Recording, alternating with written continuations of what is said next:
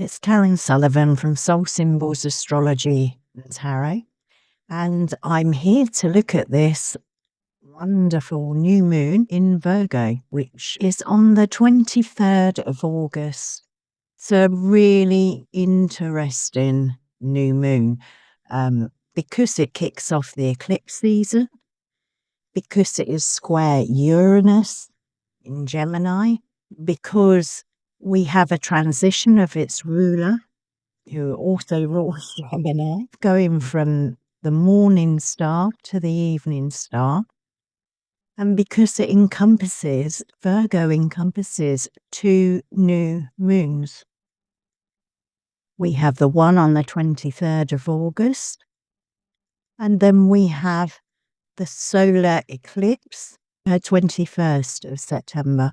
And what is really, really interesting is the first new moon that I'm talking about now, and is not an eclipse, even though it's co-present with the nodes. It's not near enough the nose of the moon to be the eclipse. It's a preparation for the eclipse, but that is the very start, 0 degrees of Virgo. The second new moon in Virgo is at the very last degree of Virgo, 29 degrees, and that will be the solar eclipse. So there's a story here, and it's a big story, not just about the 2 new moons. It's a story of Virgo that start to finish. It's completing a cycle within these 2 new moons, a beautiful cycle. And it's a cycle of light and dark, of movement, and that mutability, that changingness of Virgo as it moves towards the balance of equinox, the balance of the light and dark on the 21st of September. But it's also a story of preparedness for change with the blueprint of this first new moon in Virgo at 0 degrees. And it is square to Uranus, which is in Gemini, the other zodiac sign that Mercury rules, along with Virgo. And Uranus is bringing sudden and unexpected change. It brings breakups, breakthroughs, breakthrough. It's there to liberate us, and it's there in Gemini, the air sign. So I have a feeling we're being grounded in Virgo. Virgo is Earth. We're being grounded. We're being prepared. We're being coached and schooled in how to stay grounded amongst these very large, slow-moving planets and all the aspects they're making. I think we're at a pivotal point here. But it's also the story of maturation, and that's linked to the ruler of this new moon, Mercury, through the eclipses and Mercury's transformation from a morning star, which it is currently, to an evening star. And it's the story of descent to the underworld, to the soul. It has the archetypal energy of judgment, of harvest. So it's a beautiful story. But it's like a myth in 1 month being played out here. Absolutely wonderful. So Virgo. Obviously Virgo is the Virgin. But the other thing about Virgo, and very similar to Gemini, where Uranus is and that Mercury, who rules this new moon, rules, is they are mutable signs. So they're the signs between the rising or falling of the light. So with Gemini, we have spring into summer. It's the month that bridges that. So the light increases throughout Gemini. Here in Virgo, we have the light dominant also, but we have the light decreasing into autumn. So it's that changing. It's that sense of adaptability, flexibility, perhaps switching of moods that is attached to Gemini. But also, Virgo, as I said at the beginning, is the archetype of the Virgin. It is the sign of the Virgin. You can think of Hestia, the goddess of the hearth. So she was the centre of family life, the hearth. She tended the hearth. And it's a gathering place, it's where we gather round to get warm as the days get colder, but it's also where we cook and share food. But it holds that kind of sense of sacredness, the soul of the home, and the innermost circle, our family, our friends, our relatives. In Roman times, the equivalent was the Vestal Virgins. I expect you've all heard of the Vestal Virgins. But she was the goddess of the fire, and the Vestal Virgins tended that fire, and that fire had to stay alight because it represented the collective heart and hearth of Rome. And if that fire went out, then Rome would collapse. They had those fires everywhere throughout the city that the Vestal Virgins tended and ensured were kept alight. And with Hestia, when a new town was bought, they would take the fire from the original fire and start the fire of that new town, that new community. So the Virgin is seen in that archetype as service, providing service for the community. Also connected with purity, the Vestal Virgins were to be pure. In fact, if they were known to have indulged in impurities, lost their virginity basically, they would be killed. They were considered, the personification of purity and service. So we have that sense of that archetype within Virgo. So it brings the meticulousness, those qualities of being organized, keeping a fire alight. You have to keep feeding the fire. And if we think of Hestia with the fire being the heart of the home and the community, that is the energy of Virgo. But we can look at those light and darkness, the light being dominant. We can see that as the fire. So it's the fire that we're stoking within Virgo, within wherever that sits in our natal chart, how we tend in the fire that brings, that feeds the community. So it's a metaphor for how are we serving within our family, within our communities, how are we being ordered? Are we dealing with the details of life? Mercury as well is very detail fact orientated. So it's the collecting of the details, it's the organising of the community to keep the fire burning, whatever that fire is for you. And of course, what can happen, if we're talking about light and darkness, the fire is the light. It's also the sacredness of the home, of the soul of the family, the heart of the city, and the whole community are dependent on those tending the fires, building the fires, stoking the fires, organising the group to maintain the fire. The city's dependent on it in their thinking in Rome. If the fires went out, as I said, the Rome collapsed. So there's this dark side, the shadow side of that, which may rise and become dominant at some point, is that sense of needing to organise can become being controlling. So that's the shadow side of it.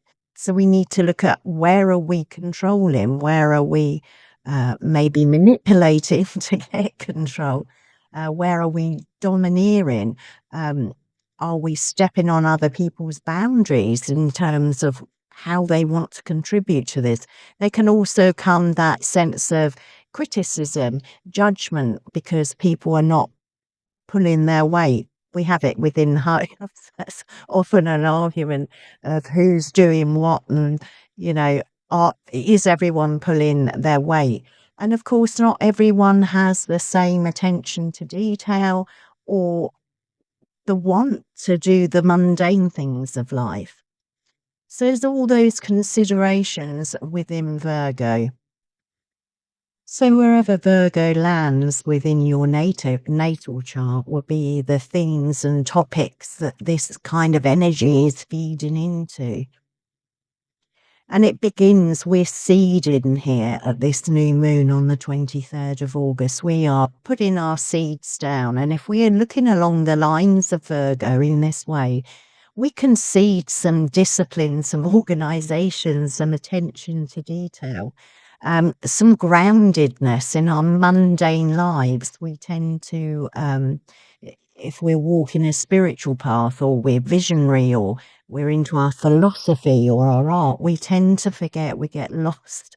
We get lost in those sorts of things, and we tend to forget the mundane details. So it's a really good time to push into being a bit more detail orientated, organized, to look at where we're serving.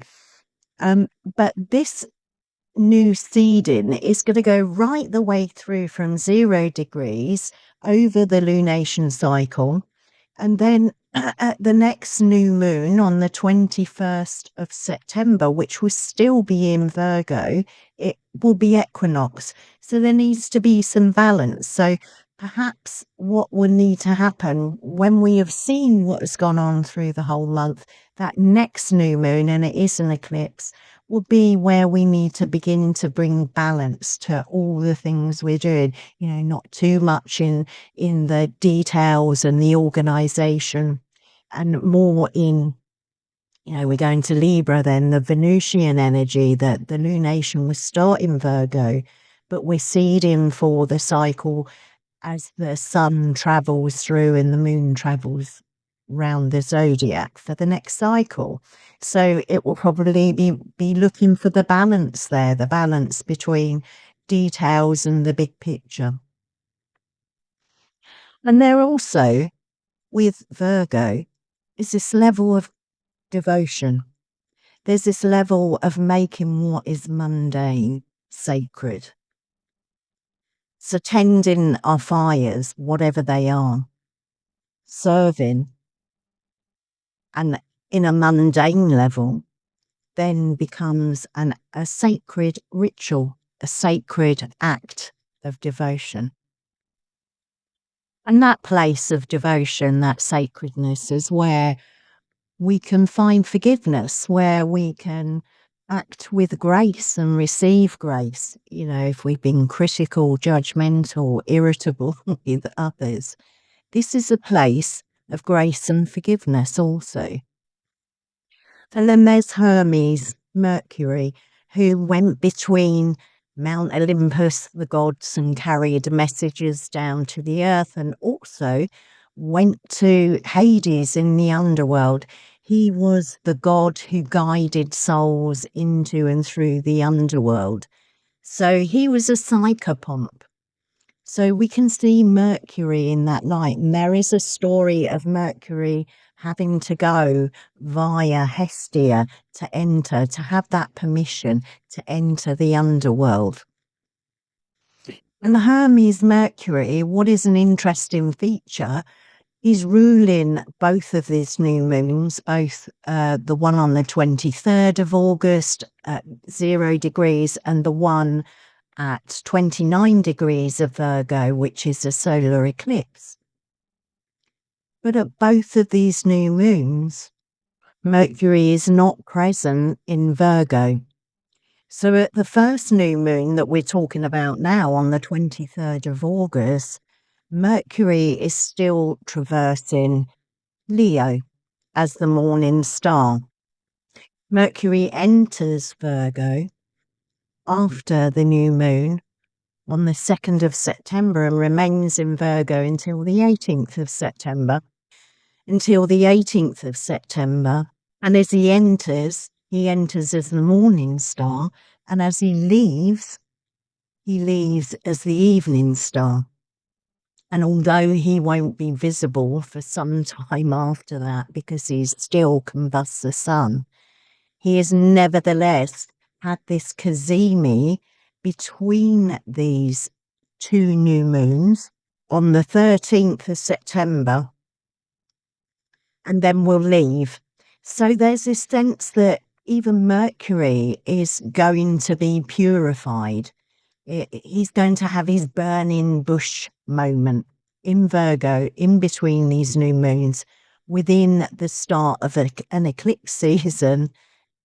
And it's like him going to have a chat with his dad, the sun, who's commending his daring, risk-taking and curiosity when he was the morning star, and is now going to be asking for maturity to learn from the experience as the morning star and his strategies, and contemplate how these are going to be implemented.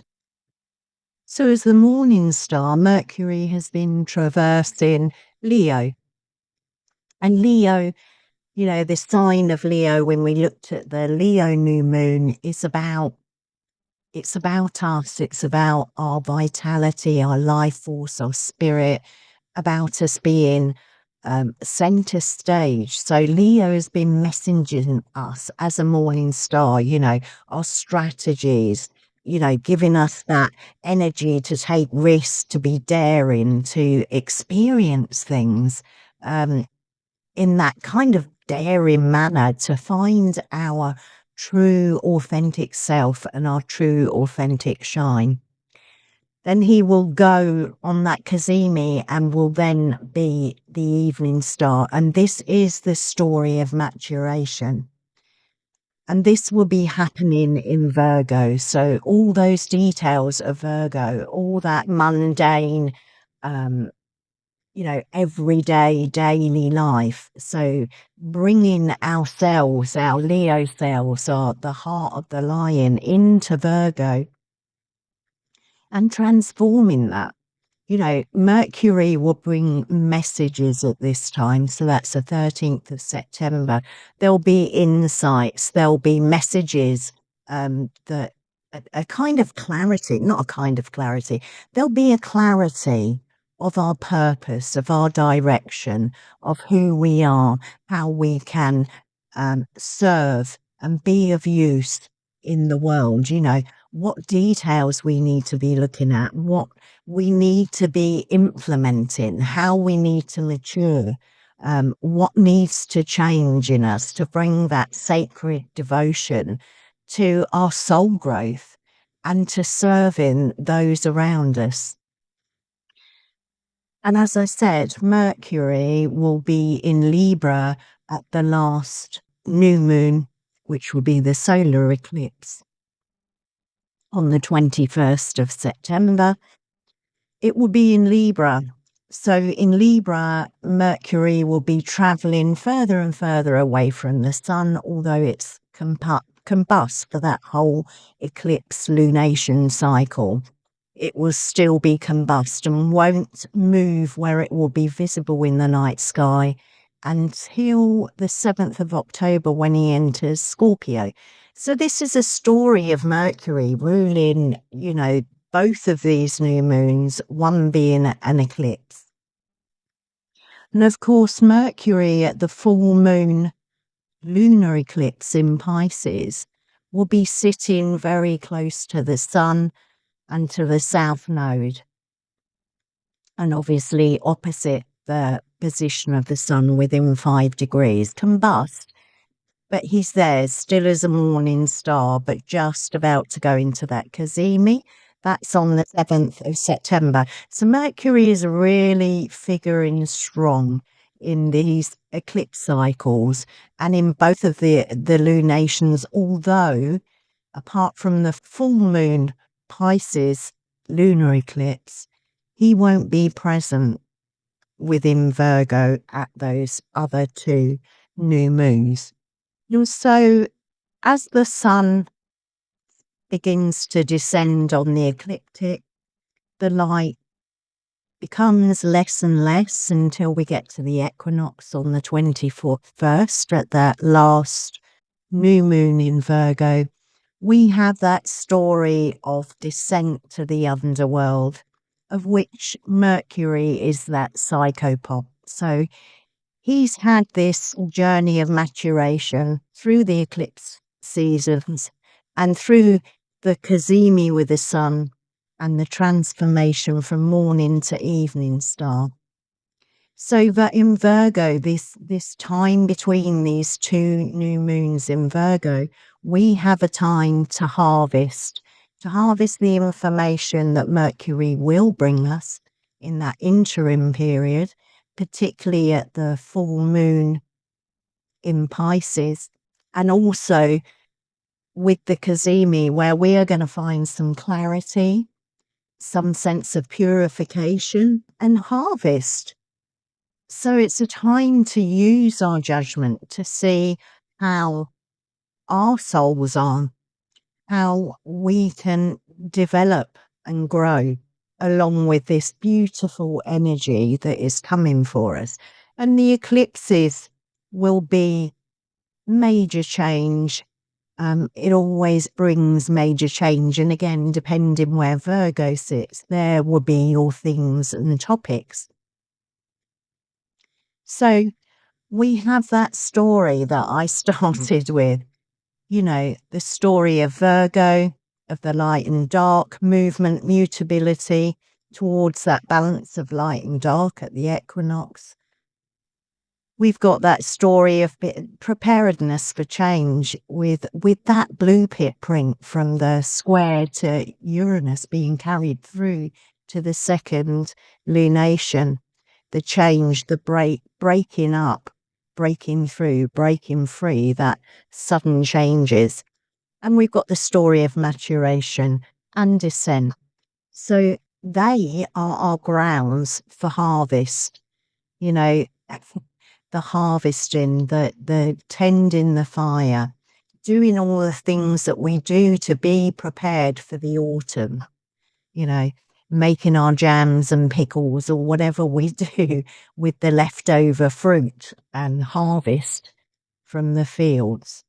We're storing up for the winter. We're storing up for a dark time, that descent of the sun into where the darkness becomes dominant.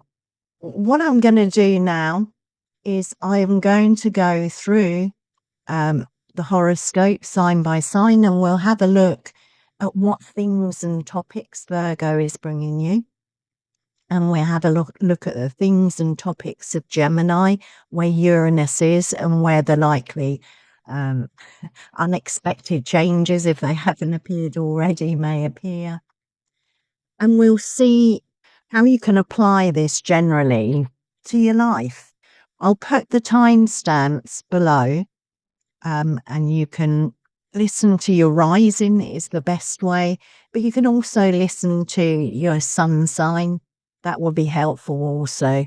I'll also be pulling each sign an oracle card from the Earthcraft Oracle, beautiful deck, and I will put the picture up for you so that you can watch it throughout.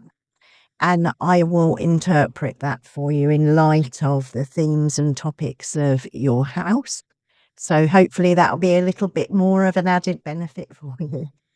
And also at this point, if you want a personal reading, astrology reading, lunation reading, tarot, oracle, go to www.soulsymbols.co.uk. And it would be really helpful if you haven't already, if you could subscribe, drop a comment in the box, and helps with the algorithm and will get my work out to more people. All right, thank you. Hello, Aries. So, Virgo sits in your 6th house. This is where you'll be having the new moon on the 23rd of August. The south node of the moon also sits in your 6th house. So this is about expelling, getting rid of, healing, moving through things that are not benefiting you. The sixth house is primarily about health issues. It's about employees, hard work, your work life, and it can be about small animals, so your pets. So what we have happening here for you is that Virgo is asking you to stoke the fires of anything around your work, small animals, and your health. But I'm feeling very strongly here it will be about building good foundations. And I say that because in your first house, you have Saturn and Neptune sat there, and they've been there for a while. And this can be about responsible and balanced freedom, okay? And change, but being careful about that change. So it's facing problems and finding solutions, okay? Those two in your first house, and that first house is you, all about you, your body, hopes and dreams, anything about you, your identity. So you could be having here this facing, these foundations being built in your identity. And in your sixth house, the focus and with the eclipses will be on primarily, I think, your health and your work. Now, you've got your ruling planet, Mars, sat in your seventh house of relationships, okay? So there's work being done there. Mars rules your first house of Aries. So there's work being done there and action being taken in terms of relating. So we've had Mercury running through your fifth house, the ruler of this moon, which is, I said in the introduction, is about your identity, your purpose, your meaning. This is Leo, okay? It's about how you shine, and that will be in the area of children and of creativity. And this will be coming into Virgo and bringing the messages of your fifth house into the areas of health, work, small animals. So the fire that you're being asked to stoke, as I said, is your health and those areas. So it may be that you will come across the light and the dark of those areas. Be aware of that. Anything that comes up will be coming up for looking at, healing, moving through, growing, soul growth. Okay, so look at if it's a work issue, have a look at where you feel controlled or you feel manipulated, or you feel you're doing too much. Have a look at those areas we talked about, that Virgo energy. That are you being criticized too much? Are you losing that sense of wanting to work hard, wanting to serve within your workplace? And then for your health, are you overlooking? Are there issues? Are you working too hard and there are issues there that are being highlighted? Keep your eyes on that, because there's that sense of this moon seeding, discipline, attention to details and grounding. So really check in with your body. Really, some somatic work, some grounding work will all be good for you during this period. And the other thing that we need to look at is this square to the new moon from Uranus, which is in Gemini and your third house. So this is your house of your day-to-day, your flux and flow through your day, the mundane, actually getting up for breakfast, the people you talk to, your trip to work, your neighbours. So there may be unexpected change come in that area, which highlights a need to contemplate how you can change things, how you can be more attentive, how you can implement new ways of being in your daily flow of your life. And it may be that the daily flow of your life is the change that happens unexpectedly that highlights issues around your work and your health. And any sudden change, unexpected change, Uranus, the great disruptor, is there ultimately to bring us freedom, liberation, breakthroughs. So watch for that in your day-to-day flow of life and your local environment. And then we have that story, that story of maturation I was talking about with Mercury.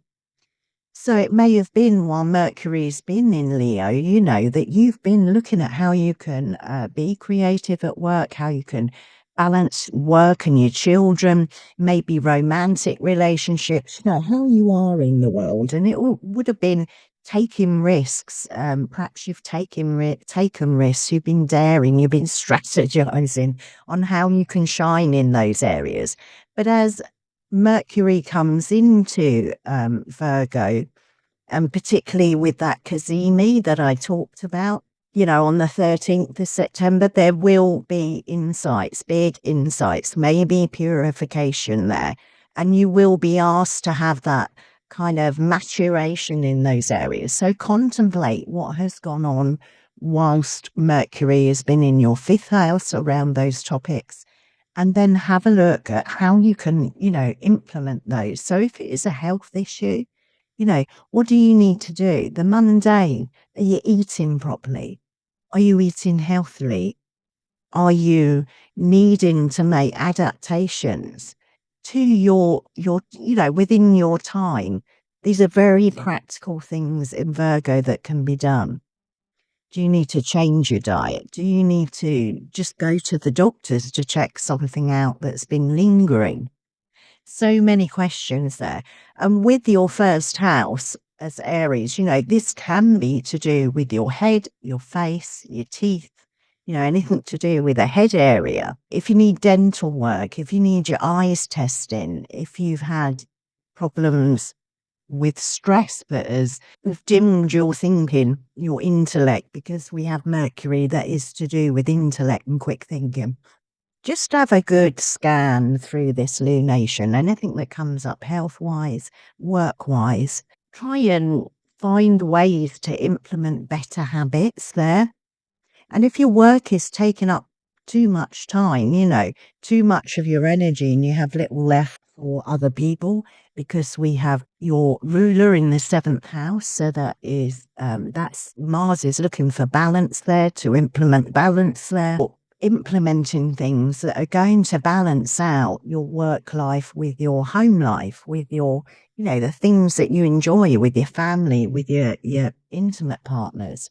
But in order to have that movement forward, there's a need to put the very practical details into being. Otherwise, we get burnt out. So look at what harvest is coming, okay? Use your judgment. Look at the information that Mercury is bringing, particularly around the 13th, at that Cazimi. You may get some insights, some good insights when there's that full moon also, which is 7th of September, okay, full moon eclipse. So if you've been overdoing things, if you've been pushing too far, if your health or your work or your relationships are being affected, this is going to bring that kind of healing, that readjustment and maturity to it. Our ideals, which is the sun, and the flow of our day, which is the moon. There's something seed in there.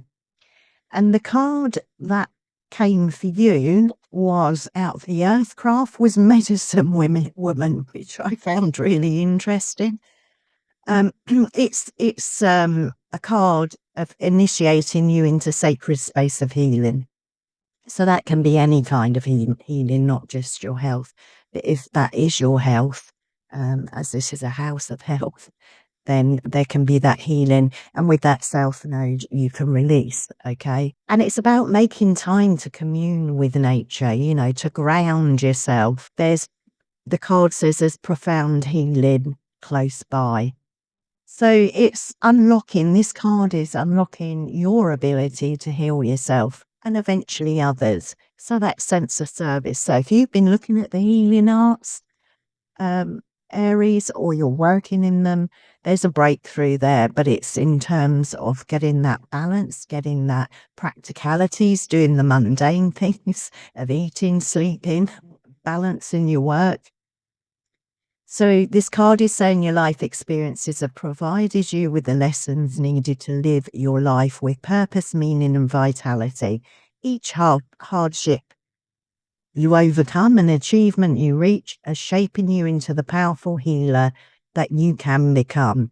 Reflect upon your experiences, that's that contemplation, and seek patterns that will reveal your strength and potential to grow. Okay, Aries, hope that was helpful. If you want a personal reading, go to soulsymbols.co.uk and please subscribe, like, comment below if it was helpful. Okay, bye-bye. Hello, Taurus. So you have a Virgo in your 5th house. So this new moon is happening in your 5th house, as will the eclipses, the subsequent eclipses. So Virgo is asking you here, what fire are you tending? The themes of this house is children, creativity, it can be entrepreneurship. It's kind of a very creative, it's the house of good fortune. So there's a sense here that there is something that you are tending. It's something that you have a fire for, that you're passionate for. And it could literally be that hearth and home being the house of children. So it could be you have young children in the house, that you are taking care of them here, that you are feeling maybe a little bit overlooked. You're getting a bit fed up of the chop wood carrying water. Okay. So this sense of having a look at what you attending here, and is it your passion? Is there something else that you can do? Because it's a very beautiful place to be having these new moons in and all the activity that's going on there. Okay. But it will be a sense of service. So it could be that over this lunation time and the eclipses, maybe you are at home with the children, but there's a creativity of yours not being fed. So that sense of tending to that, trying to find how you can bring into the mundane the creativity if you are at home. Is there a business you can start from a hobby, or is there room to make a place for your hobby, a kind of secluded place where you can really tend to that? And it's looking at those details, what is mundane there, but what is the service? This new moon is seeding that attention to details, the grounding in whatever you're doing there. If you are running a business, this may be a compromise between your home life, the things you have to do within your home with your children, and the business. And I'm saying that because you've got Uranus in Gemini in your 2nd house. This is your house of income resources. And there'll be a tension between that and your 5th house. So this tension between making money, bringing income into the house and sitting it alongside all your duties, sitting it alongside the things that you have to do in the everyday, cook your food, tend the fire, literally, if you've got an open hearth. But it's this tension between the two things, but there is going to be, because Uranus is that planet of unexpected change. And, it doesn't have to be bad change. It can be really good change. And in your house of resources, it could be that finances become more available to tend to creativity. Maybe there'll be a change in the way you work in order to make more room for your creativity, or money to finance a business that you want to grow.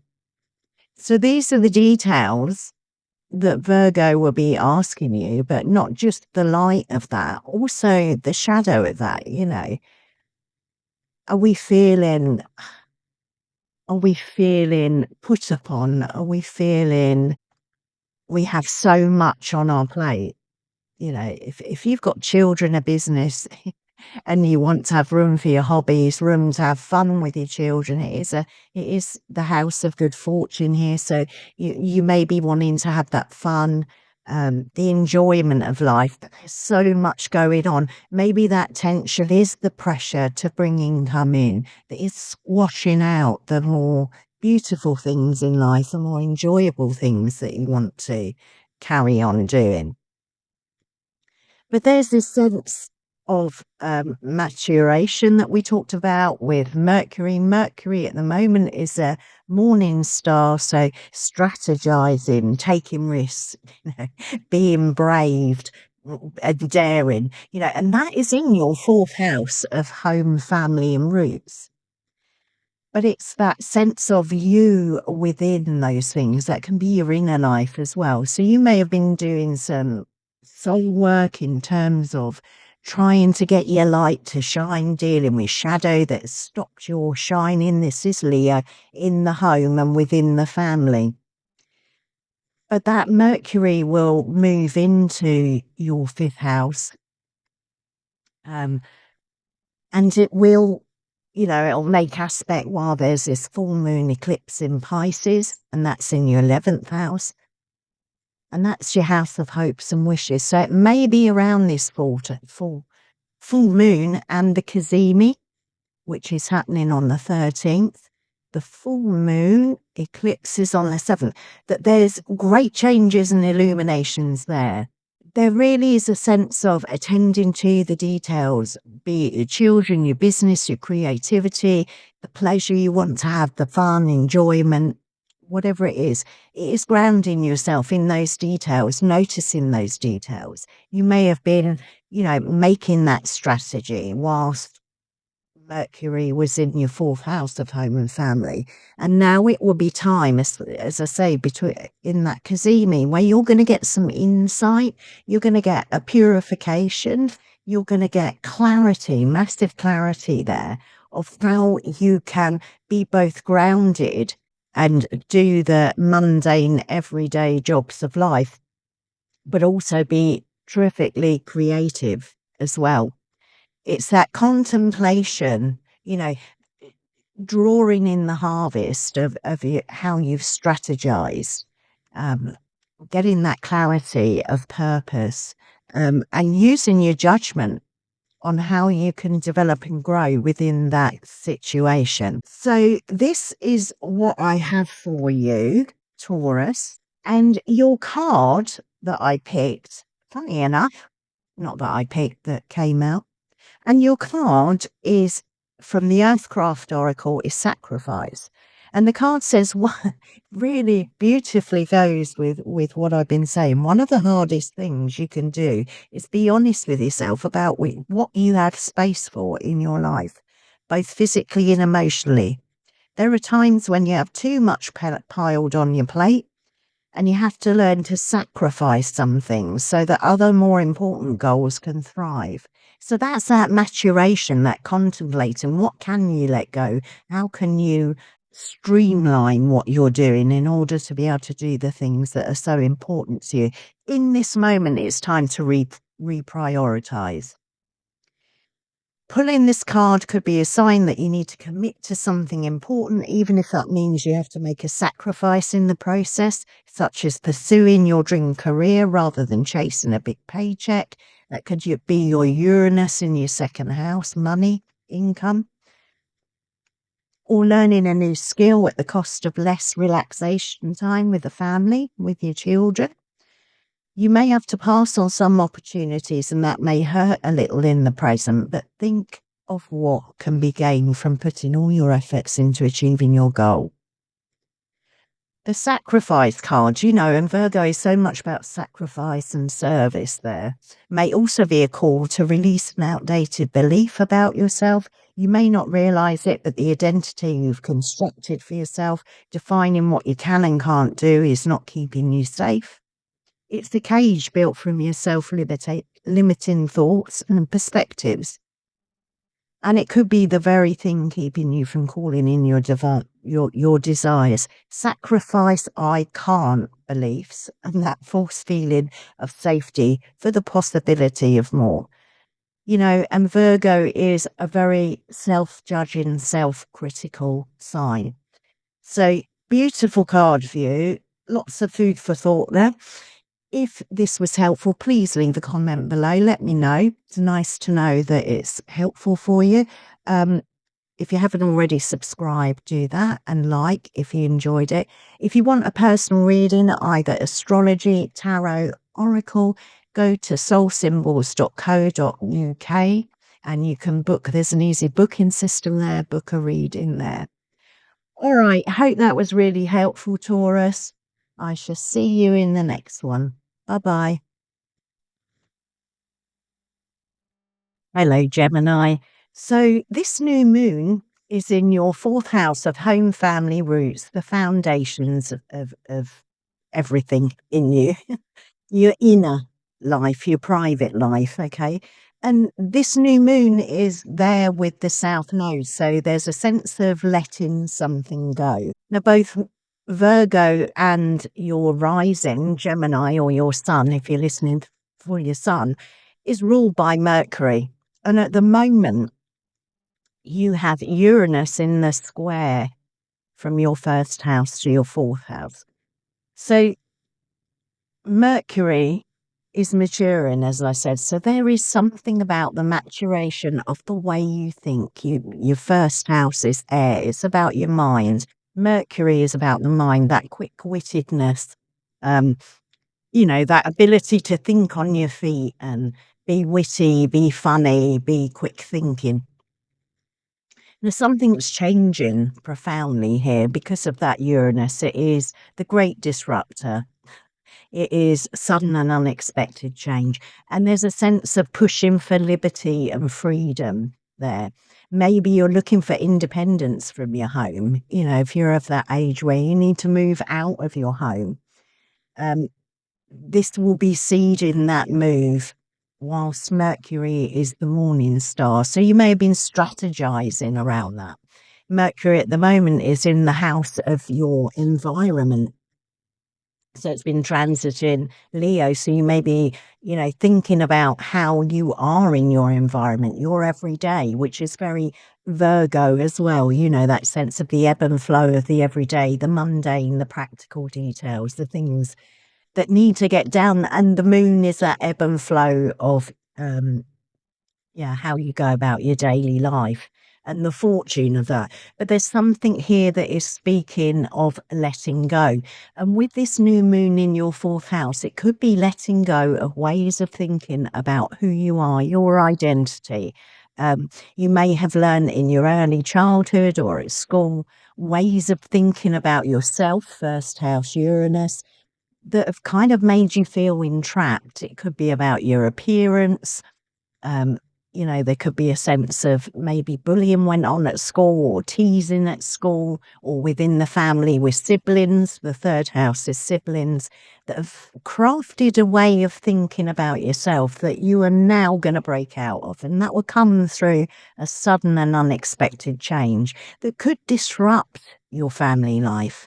Uranus is square, there's a tension and it's a disruptor.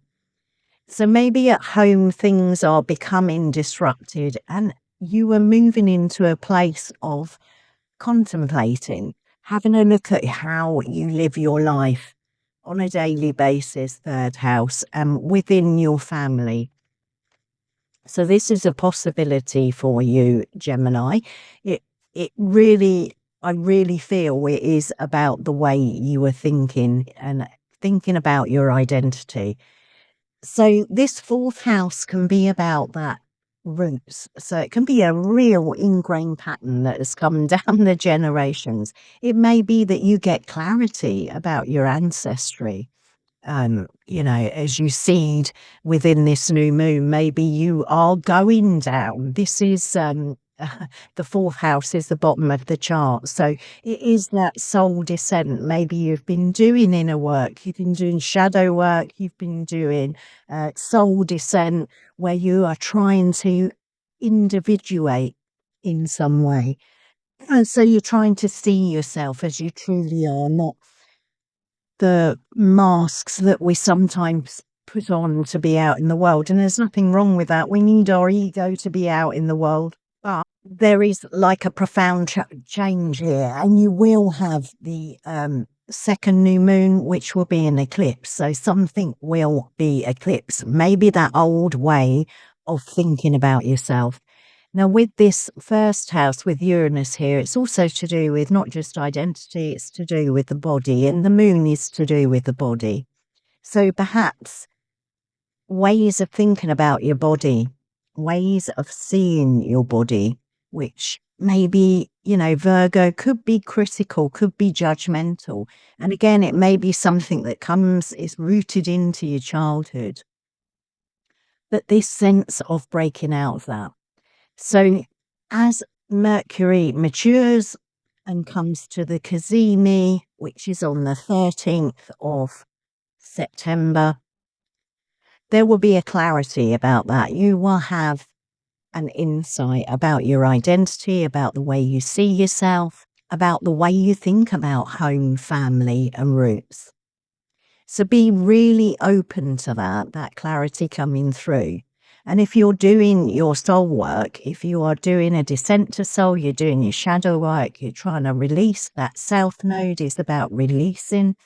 You're trying to release patterns of behavior, patterns of thinking, then this is quite auspicious for you. It's also on your angles, 1st, 4th, 7th, and 10th.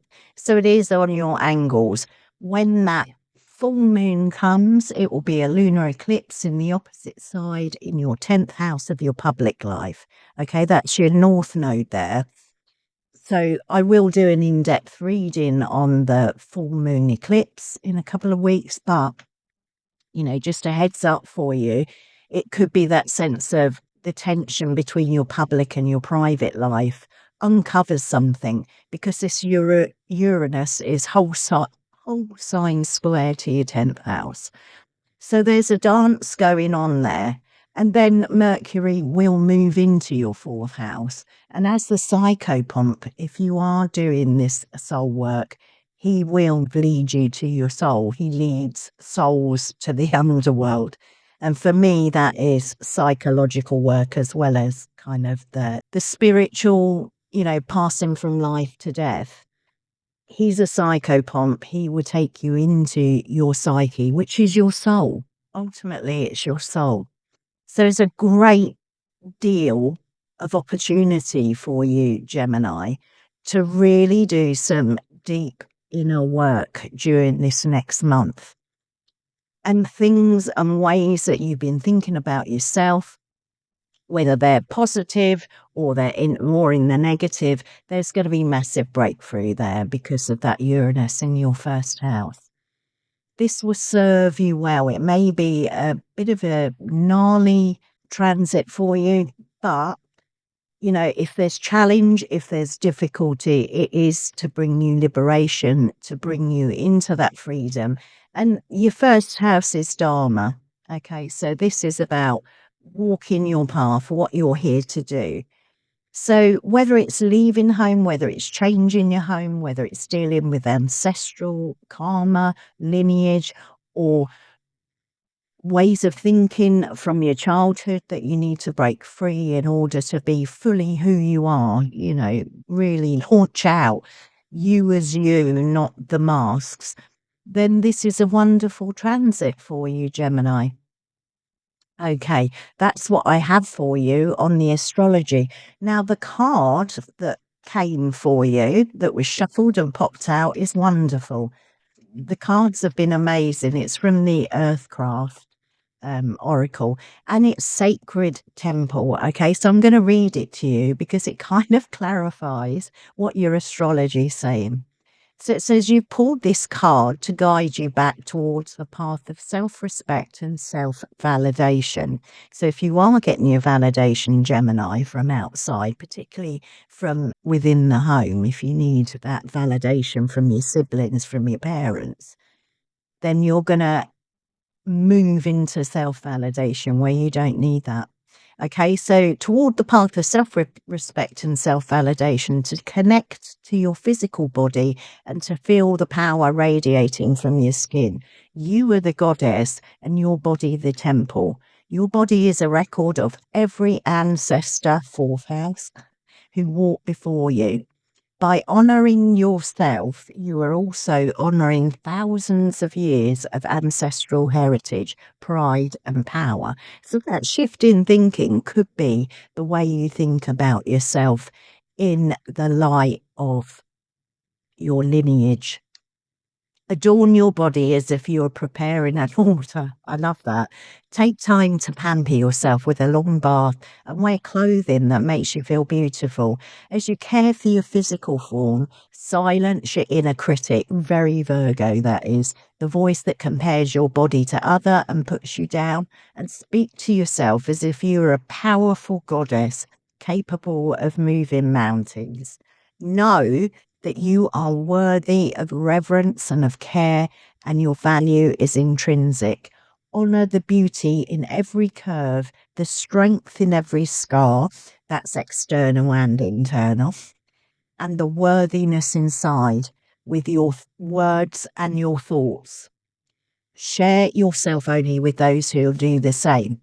So Gemini, this is about, you are air sign, your first house. It is mind, thought, breath. And Virgo is earth. So you are grounding your mind during this lunation. And that will be different for every one of you. But it's a beautiful card. And it was a beautiful astrology for you. You're going to move through into a level of independence, freedom, and an individuation, a sense of yourself in a way that you haven't known before. Massive breakthrough for you, Gemini. Okay, if you enjoyed the reading, please like, subscribe, drop a comment, let me know how it resonates with you or not. And let me know anything else that's been going on for you. I'll be really interested with that Uranus in your first house, how that plays out. And if you want a reading, astrology, tarot, oracle, I do soul path readings, shadow readings, lunation readings, go along to www.soulsymbols.co.uk. All right then, Gemini, I'll see you in the next one. Bye-bye. Hello, Cancer. So this new moon in Virgo is in your third house, which it's lovely for you. This is a really nice chart for you here. Okay, so Cancer, you're ruled by the moon, which is in your third house, which is the joy of the moon. So you've got a beautiful, strong moon here. The third house is also about the daily ebb and flow. So your daily life, your daily environment, it's the getting up, your routines, very Virgoan, very Virgo. It's what you're doing in the everyday, your routine, you know, getting your morning routine, you're going to work or you work at home. So very much about that, very much about your neighbours, siblings, you know, people around you in your everyday, but very much a daily routine here for you, Cancer.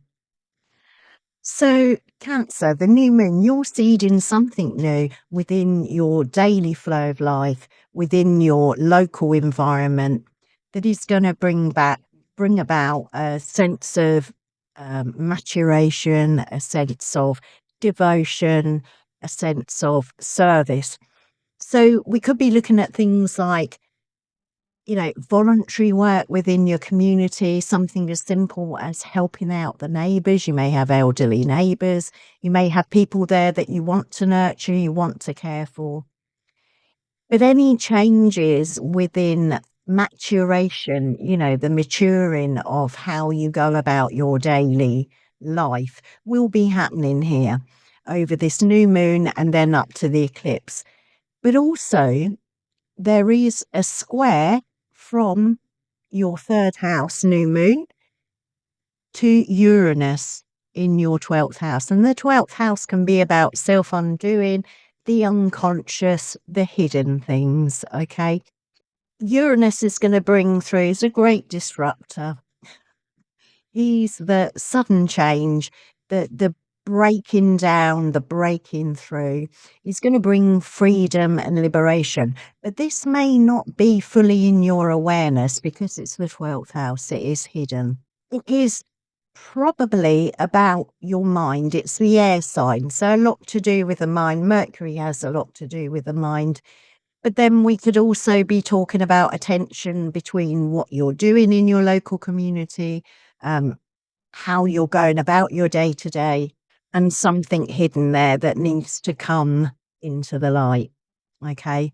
Because there's going to be massive breakthrough in this third house. There's going to, massive shift in this third house in your environment. Could be a complete change of environment that you're not aware of right now. But Uranus will be bringing those tensions there. And it could be within your emotionality, your Cancer, you're the moon.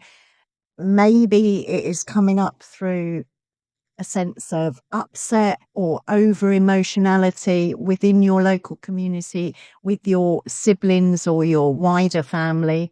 Maybe something has happened there. There's been a sudden, unexpected change there, which is bringing into question your sense of self and what you're doing in your everyday and how you can manage that. With Virgo, to be looking at those things, also the shadow side of things. So it could be that you're feeling or you're being criticized by others, you're being judged by others, you could have an issue with a neighbor. But these things are going to break through and they're going to bring you a sense of freedom, soul freedom, really. You may feel that in your everyday, you're not being appreciated enough. Your nurture, your care, your looking after other people may just be taken for granted. So there could be a breakthrough with that. And that could come from a pattern that you're sort of unaware of in your 12th house, that hidden house. It could be a pattern of self-sabotaging. It could be a pattern of you not being able to say no, because with Virgo, it does bring in those boundaries. There is that sense of putting in boundaries there, of being grounded.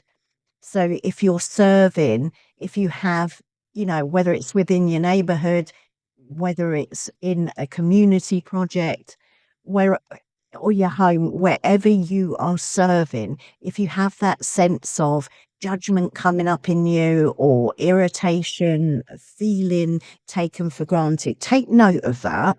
Okay. Take note of the thoughts going through in your mind, because you've got the South Node there in your third. So there's a sense of releasing something there, and it'll be released through that grounding.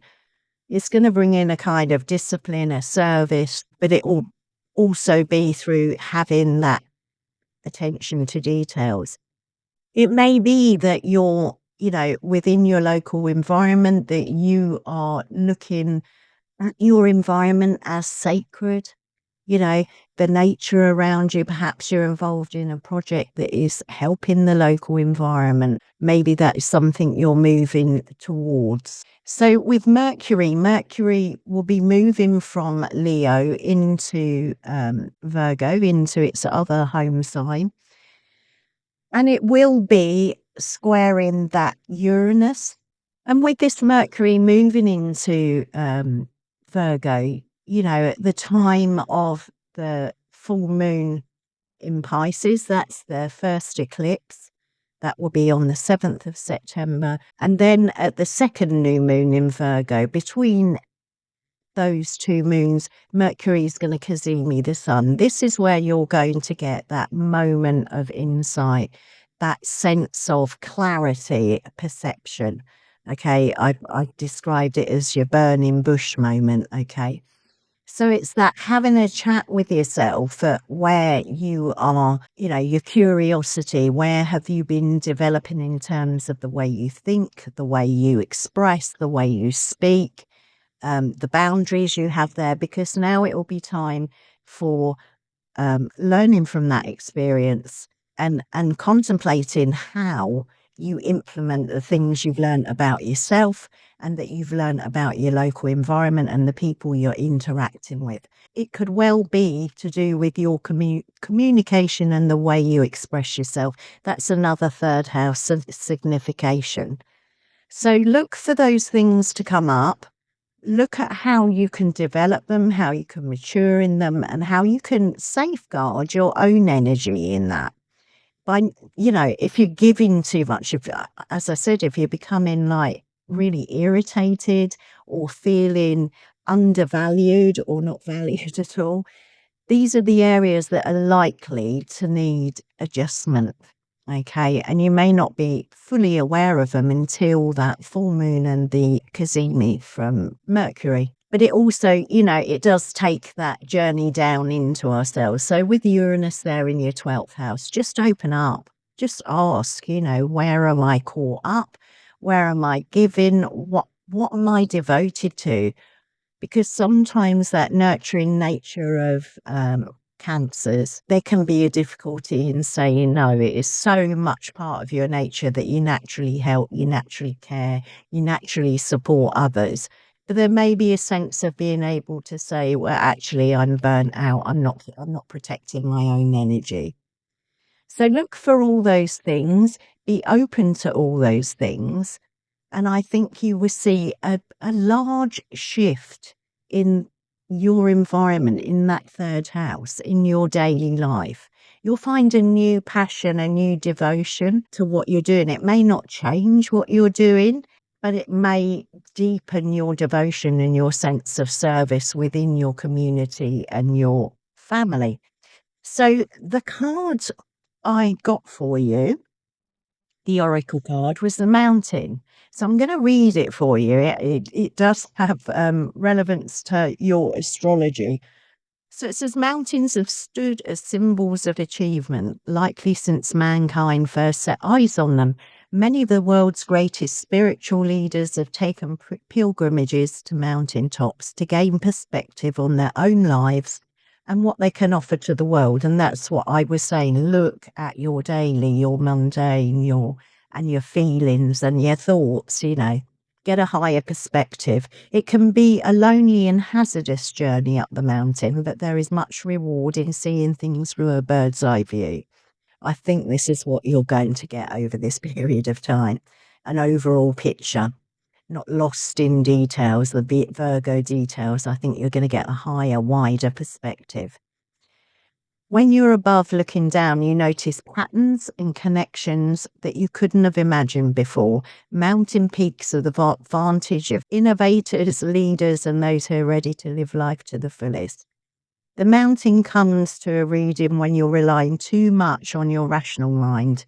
You've lost sight of the bigger picture by obsessing over tiny details. Again, very Virgo. These details, without a higher purpose, these details will become meaningless and get lost in a sea of confusion and doubt. And that's what I was saying, that sense of you being able to find a devotion, not just a service that wears you down, but something that you are devoted to, or a deepening of that devotion where you're already devoted. You're in need of a new perspective to remind you of what really matters and to see your situation from a much higher view. Connect with your intuition, and you're good at that, Cancer. And ask yourself, what am I reaching for ultimately? You're ready to ascend to greater heights and take on new challenges. So that's what I have for you, Cancer. I hope that was helpful. If it was, drop a comment in the box below. And subscribe if you haven't already, if you want to, of course. And if you want an astrology reading or a tarot or oracle reading, and I do many different types of reading, pop on over and have a look at soulsymbols.co.uk. Easy booking system and information on my readings there. Okay, Cancer. Bye-bye. Hello, Leo. You have this new moon in Virgo in your second house, and it is also going to be the house of the eclipses. Those eclipses will be across your second and eighth houses. So your second house is your money, your resources. And it can be you can be that resource. So this is where you are seeding something, and you currently have Mercury and have had Mercury transiting through your first house.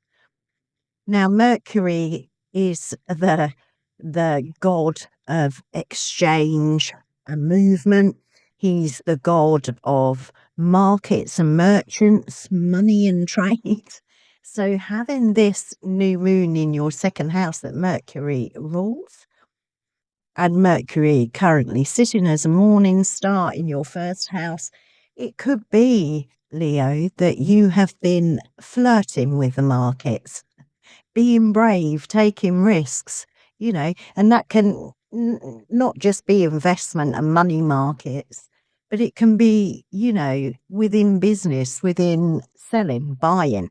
Also, we're talking about technology and invention, but trickery as well. So, as a morning star, Mercury can be very much the trickster.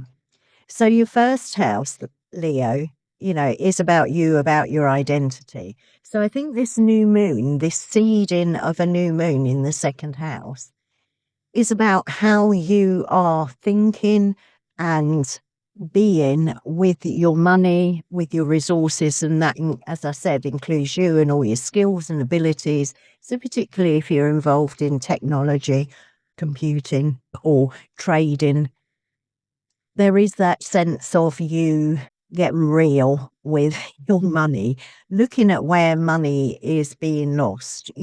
Virgo is about those details. Virgo is about looking after the everyday, and there's nothing more everyday than money, is there? And our skills and abilities. Virgo will be asking you very much so to have attention to detail. So if you have a sense of avoidance with money issues, and many of us do, if you brush it under the carpet in the hope, in the optimism it'll all come right, it may be a time now to look at the details of your incomings and your outgoings. The eclipse being on your second and eighth, the eighth is other people's money. There will be a lunar eclipse there, the full moon eclipse on the 7th, and that'll be in Pisces. That'll be about other people's money. So maybe a sense that if you start getting down, start getting grounded with the details of all your resources, that can be property as well, your skills, your abilities, anything in you that you're using that is bringing in income, bringing in that stability for you. But there's a sense of Virgo asking for that devotion. And as Mercury comes in and goes into Cazimi with the sun, there's going to be a clarity, a seeing through. So if you've been involved in the markets, investment, and there's been any kind of trickery perpetrated on you, that will come clear at that Cazimi. That's on the 13th of September.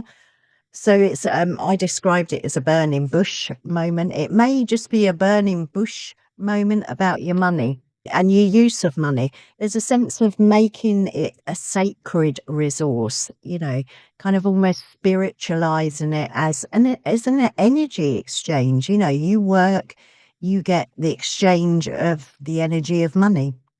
Maybe you're working and you're not getting the amount of money you should be doing. You're not valuing yourself enough. And with Mercury in your first house, that could have been the messaging, that sense of giving you the courage to ask for more, to ask for promotion, to extend your ability to have what you need in life to get on.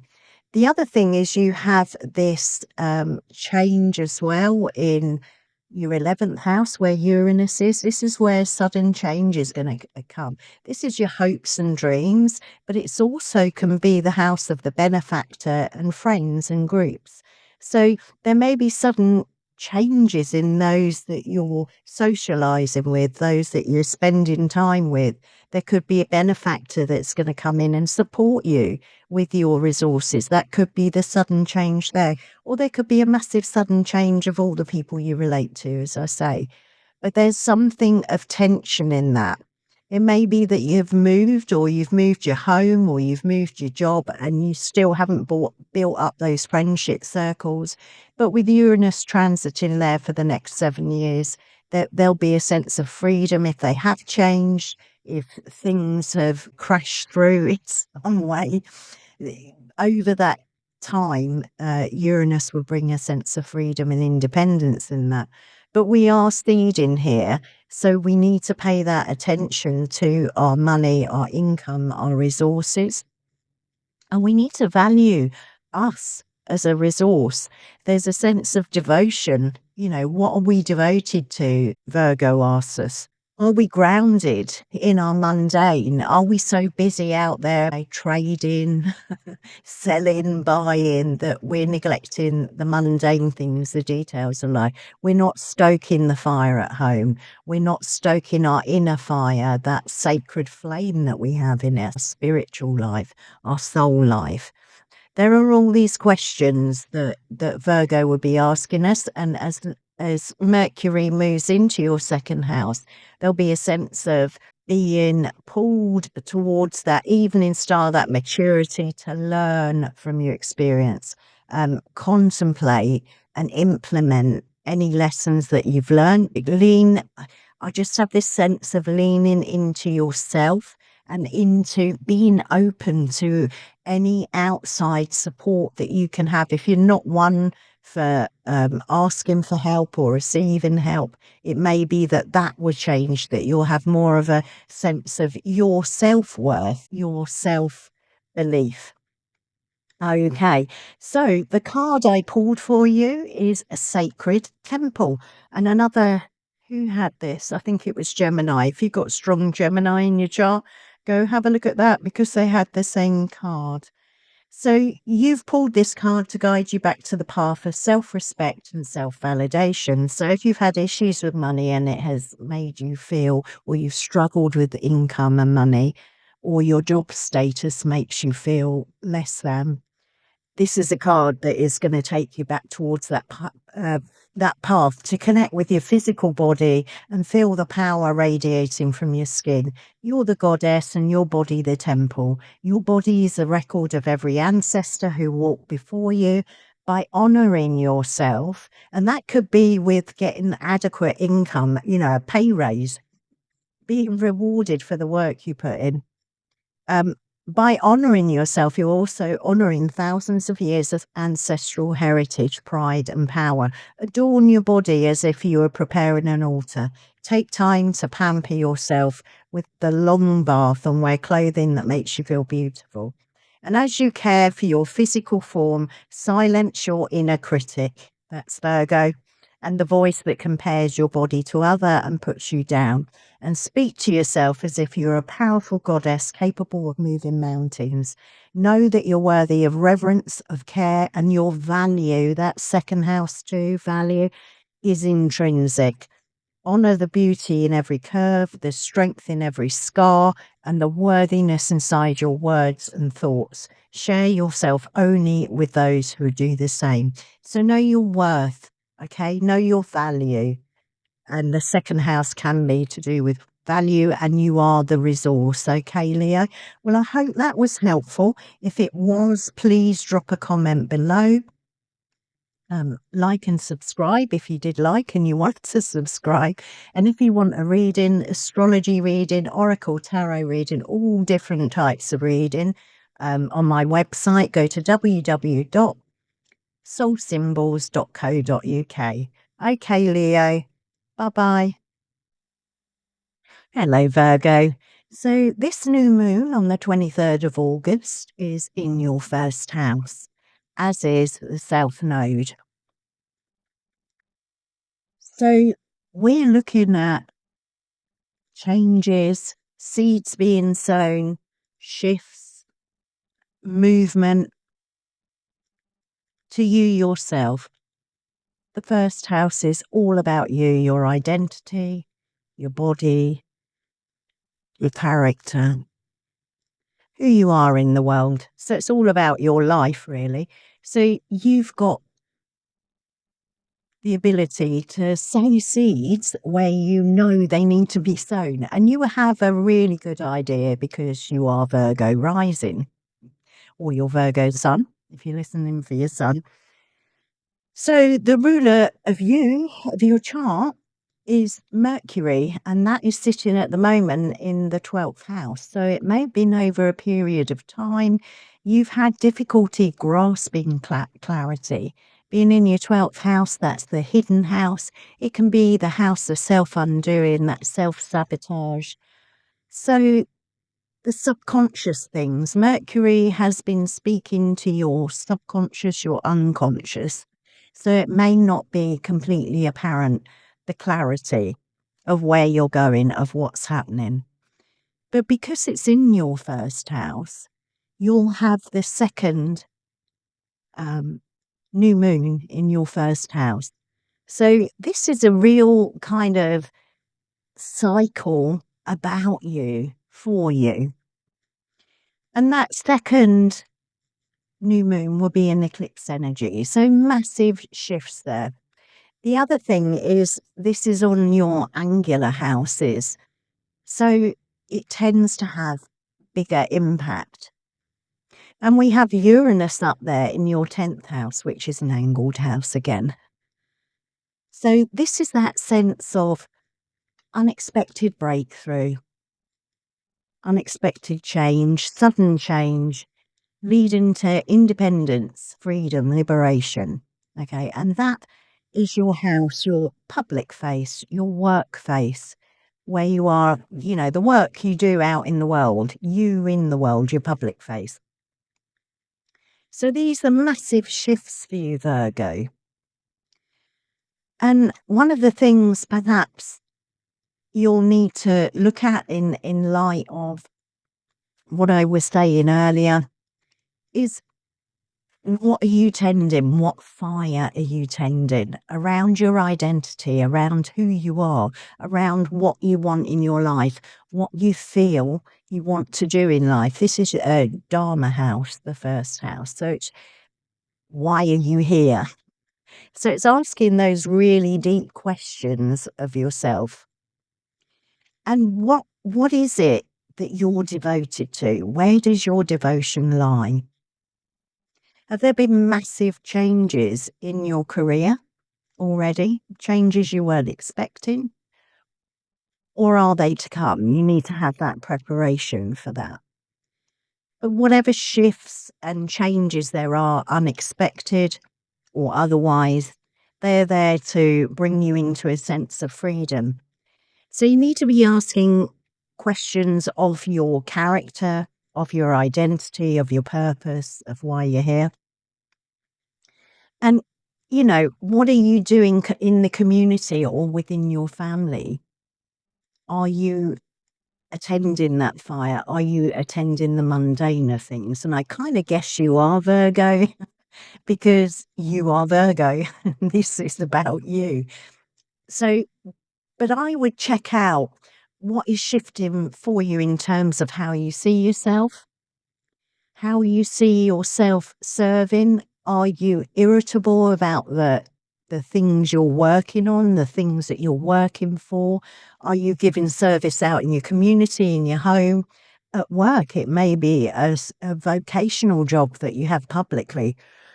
But with these big shifts, with the eclipses, you know, featured on those nodes, which are in your 1st and 7th house, there could be a real change in how you relate to yourself, to others, and to work. So have a look at how your discipline is, because this new moon is seeding discipline, service, and attention to details. And if you're already flowing in that energy, which you likely are, being Virgo, then how are you with that energy? Is it still a devotional service that you're giving around the home and hearth, in your community, wherever you're serving others? Or has it become really burdensome? Does it feel dry, or does it feel sacred to you? So have a look at all the things that you're doing everything about you. It could be that there'll be shifts with Mercury in that 12th coming into your first. It could be that there will be messages there. There will be a real sense of insight, purification, clarity. You know, that Mercury's burning bush moment. It could be yours. What you once were devoted to, what you once found sacred, may no longer be true for you. And this, you know, Mercury coming here as a psychopomp and the Cazimi on the 13th of September, when you receive that clarity, it'd be turning into the evening star. So it could be that there are massive changes in your identity, how you see yourself, how you relate to yourself. You may find that you need to, or you have been, doing that soul work, doing that shadow work, that inner work. And as Mercury comes from your 12th, you may find that, you know, you're addicted to serving, perhaps, or that's what you're seeing now while Mercury transits the 12th house. It will sort out the wheat from the dross, so to speak, within your life. This will help you see where your shadow aspects are to that archetypal energy. You know, it'll help you hear your inner critic. It will help you hear your critical or judgmentalism of others and of yourself. This is what will be happening. That eclipse at the end of your sign will kind of seal the deal, seal the shift that is coming. You've also got the eclipse, lunar eclipse in Pisces, which is in your 7th house. So this could be to do, as I said, with how you relate to others, those near and dear to you, within your public life and within your identity, how you relate to yourself. So that real sense of, with the South Node there in your 1st house, of expelling the things that have taken away your fire. And Mercury, as it moves into that evening star, will be asking you to take those lessons, take the things, you know, where you've had that attention to the details of yourself, your work, others, to take it and contemplate those lessons. And how are you going to implement that new knowledge that you found about yourself or about others? You know, what have you learned through Leo? And how is that going to, as your ruler has transited Leo in your 12th house, what was hidden that has now become obvious or real? You know, it's come up into your awareness. How are you going to implement that in the world? What changes are you going to need to make? Will there be a change in what you feel passionate about, the fire you want to stoke, the fire you want to build, the vision you want to have? Has your sense of purpose in the world, your dharma, you know, why are you here, has that changed? Has that shifted? Are there shifts in reality that need to occur now? These are the questions that you need to be asking yourself at this time. So use your judgment of how you've grown over this period and what you want to seed here. What changes do you want to see implemented over this lunation cycle, over this next month? So, yeah, you may find that Mercury is already taking you into the underworld. You won't have to wait until Mercury turns into the evening star. There's that sense of him, he's traveling through a hidden unconscious depths. But you may have to wait for the clarity and perspective that his time in Leo has brought to you, you know, how you see yourself, what you want to do with that. So, your card, really interesting card from the Earth Cross deck. It is the shift, and I'll read it out to you. It says, like the changing of the seasons, transitioning from who you are to who you're becoming is a gradual process. The shift arrives when you may feel suspended in time or as if at a crossroads. So it could be, as I said, with Uranus in your public house, your house of career, vocation, that there's been an unexpected change there, a promotion or a redundancy, or you're wanting to have freedom from the job you're in now. Okay, so it's transitional. It's can be crossroads time for you. You're ready to move towards something bigger, but there may be many paths that you could take. So much potential that it's hard to take that first step. Be still in this transition and take this opportunity to look before you leap. Now is your chance to gain additional clarity. That's the Kazemi. Before making a decision. Review all options thoroughly and check in with your beliefs, values, and goals. Call on your guides.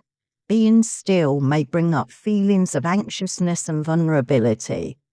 So have compassion with yourself as you take this much needed moment of suspension. Know that this transitional phase will pass and soon a path will become clear. So very much mirroring the astrology for you, Virgo. Okay, I hope that was helpful. If you enjoyed it, please drop a comment. You know, what are your intentions for this new moon? You know, where's the clarity that's coming? What do you hope will be made clear? Drop a comment, subscribe if you haven't already, if you feel the urge to do that. And if you want a reading, an astrology reading, tarot, oracle reading, lots of readings I've got over there, lots of different types of readings, pop over to www.soulsymbols.co.uk and check out the readings, easy book system there. I'll look forward to seeing you via Zoom and giving you a read if you choose to. All right then, Virgo. Bye-bye. Hello, Libra. So this new moon for you is in your 12th house. Sometimes a little difficult to know what intentions to set in the 12th house because it is the place of the hidden, the unconscious. It's a place of self-undoing and self-sabotage. And it can be the place of addictions, isolation. It all sounds pretty dire. But the 12th house can bring about profound changes, profound shifts. And you have both this new moon and then you will have the solar eclipse at the 29th degree of your 12th house.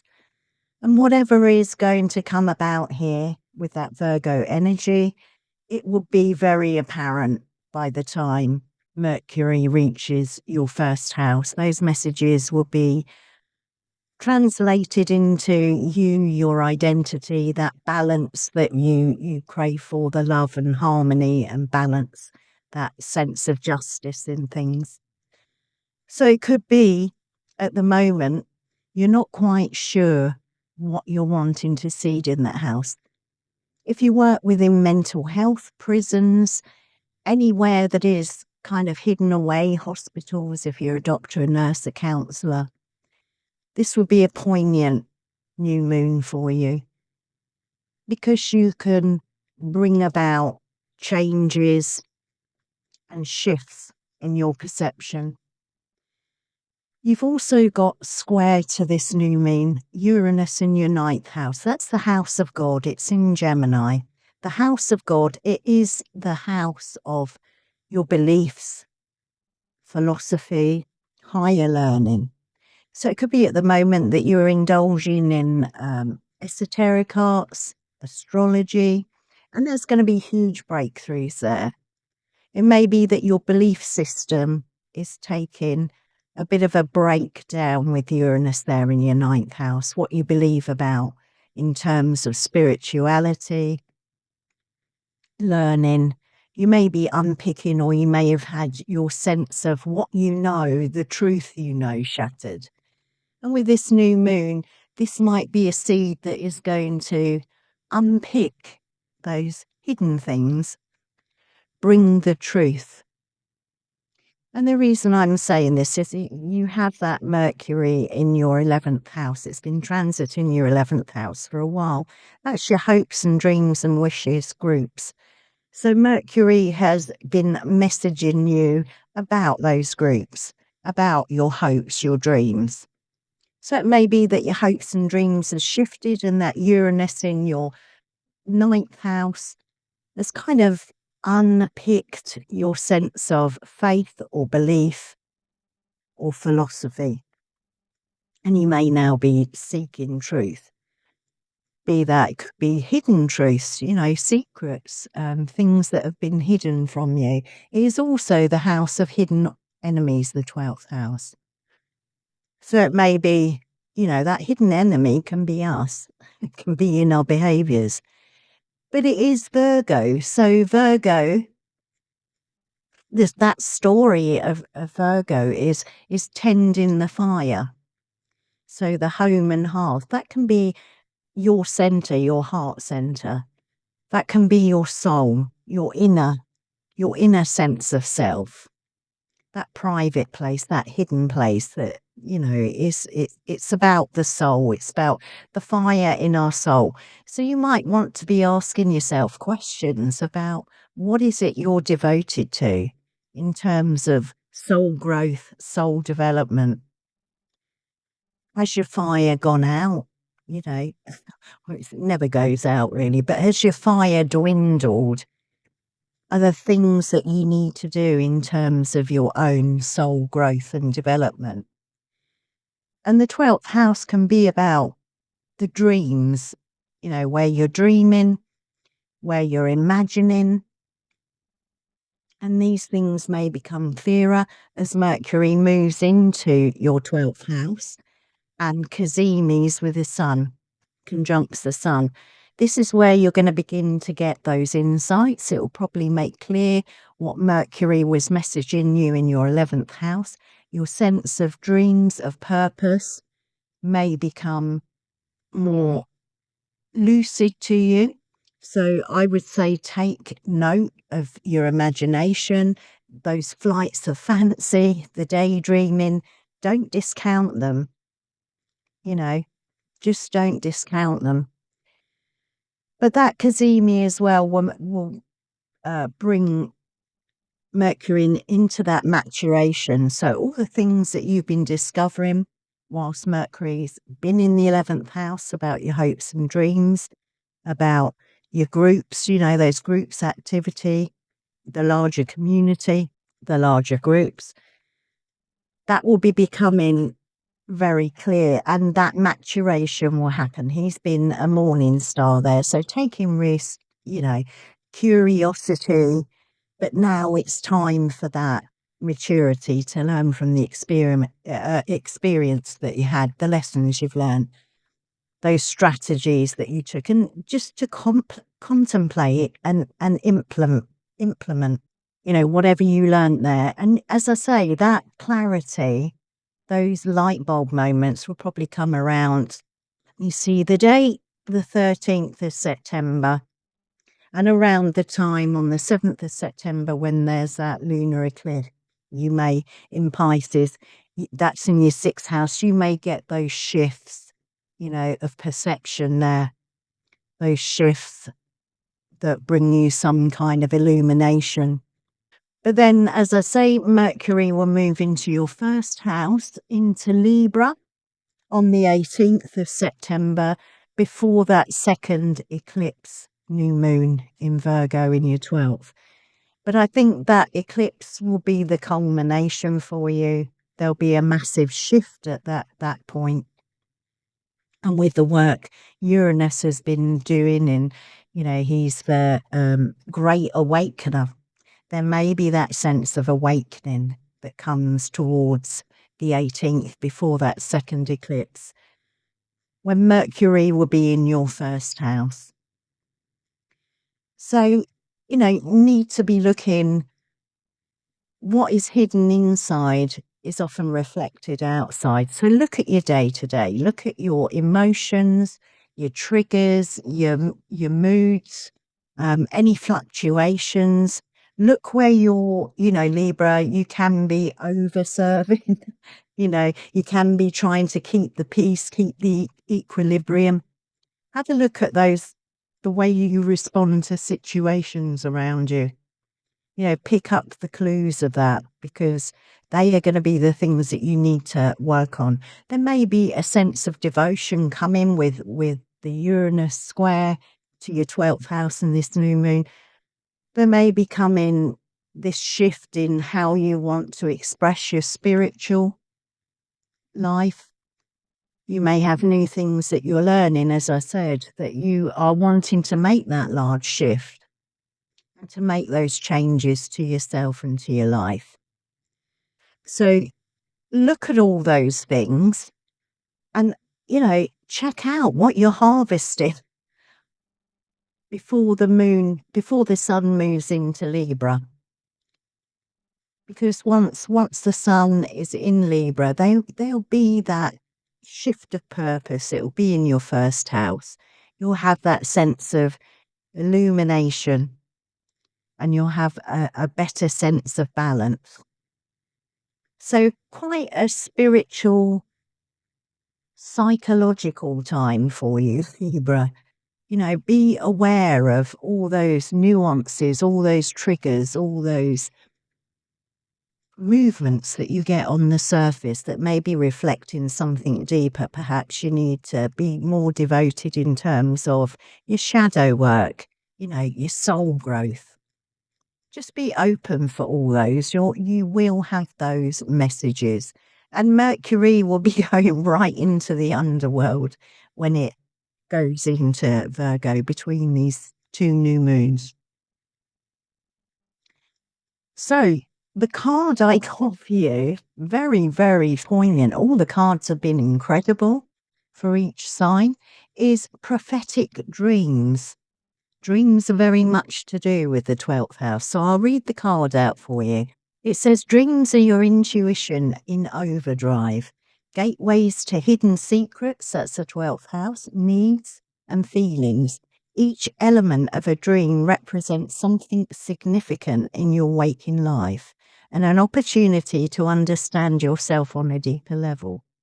Your higher self is free of the confines of the conscious mind in dreams and can better provide you with wisdom and support, and even alert you to potential dangers you may have overlooked.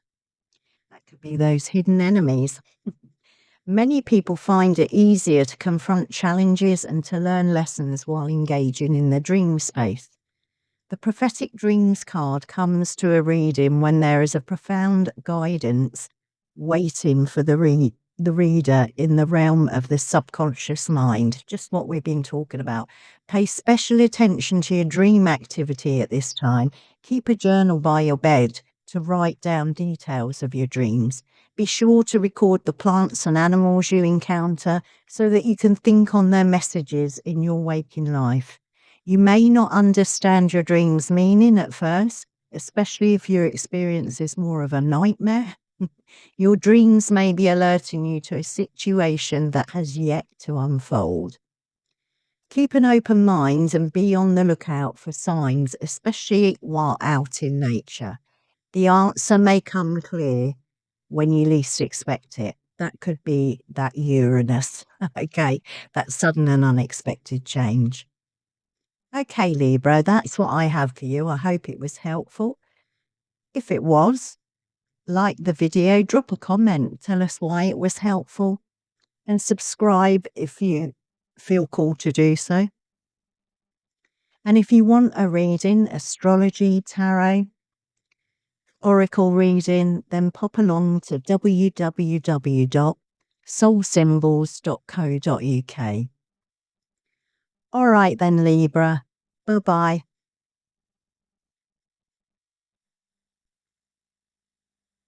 Hello, Scorpio. So this new moon for you is happening in your 11th house, and that's what's called Kamma. Part of your Kamma house is your earth houses. So your 3rd, your 7th, and your 11th. But the themes and topics of the 11th house are the things you enjoy doing, your friends, your allies, your groups. So any group activity can also be to do with benefactors, people or allies, who are going to help you to achieve the things that you want to achieve in life. And square to this new moon is Uranus, which is over there in Gemini in your 8th house. Now, the 8th house is usually about other people's money. So the fact it's square, there could be tension in terms of debt or money that you're owing other people. But it can also be to do with karmic debt. And it can be to do with chunky money, big money, inheritance, returns on perhaps investments, compensation, things like that.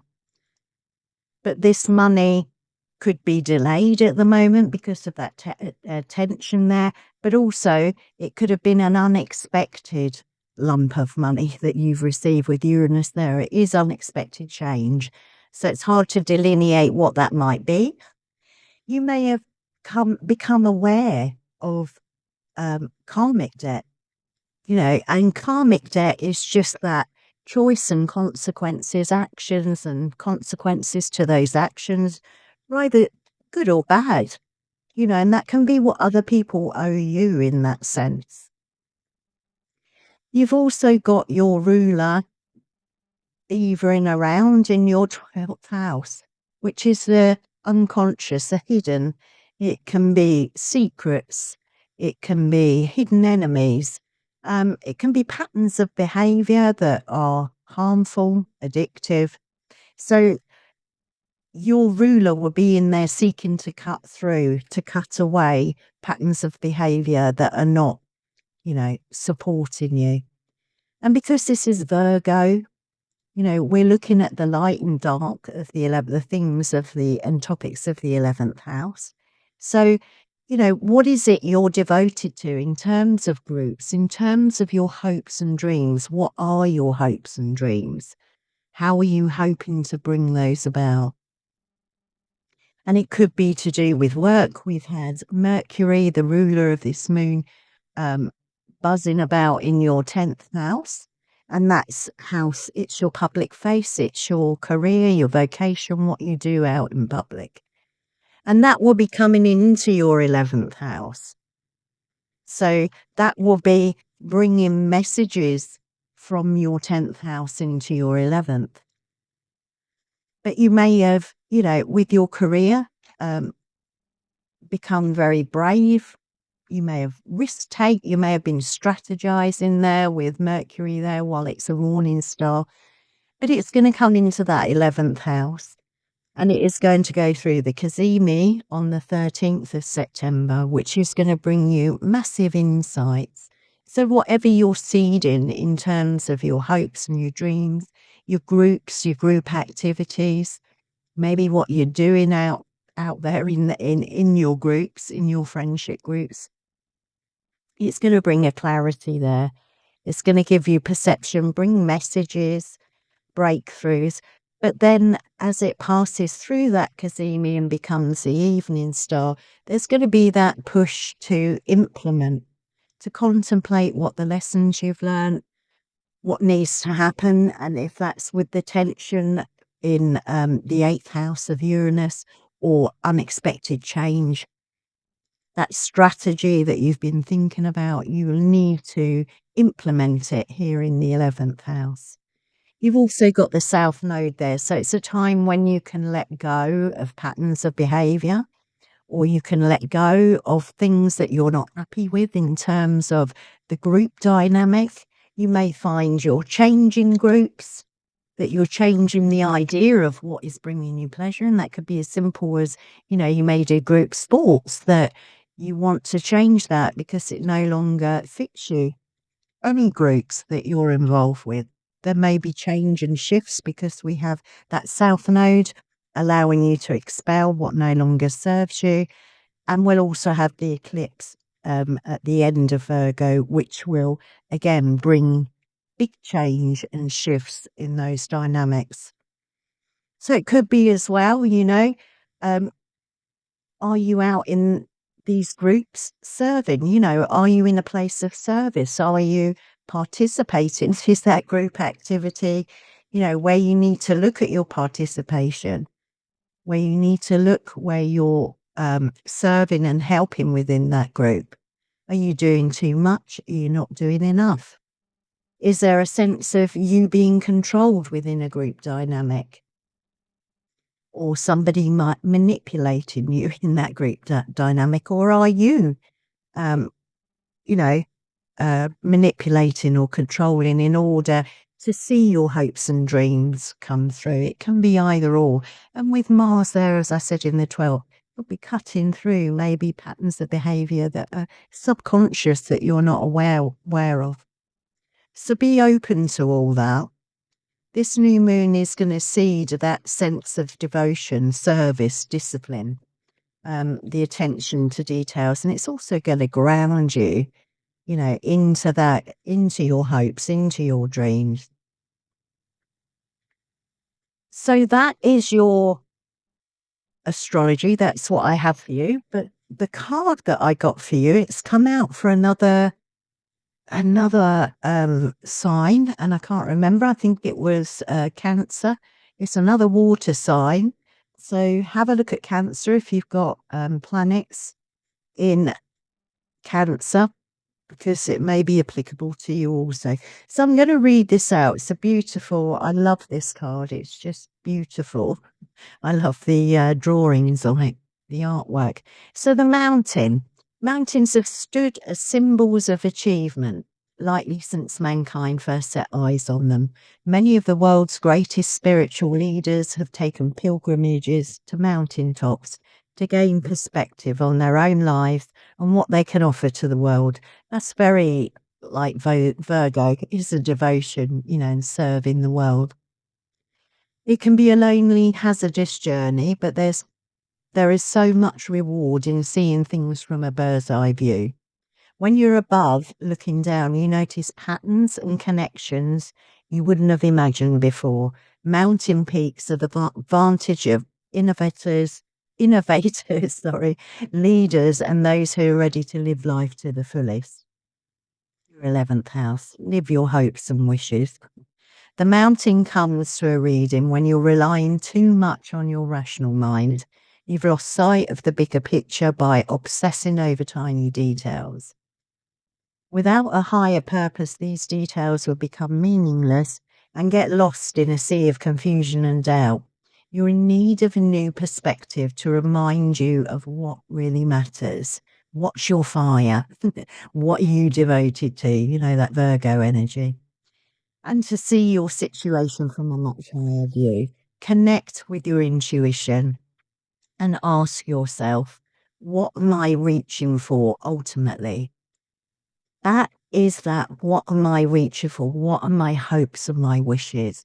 What do I need to, am I too Virgo self-critical and too judgmental of myself and not allowing myself to bloom? So it says the last sentence of this card, you are ready to ascend to greater heights and take on new challenges. So go for those hopes and wishes. Look for the allies, the groups, the benefactors to help you in those. Okay, Scorpio. I hope that was helpful.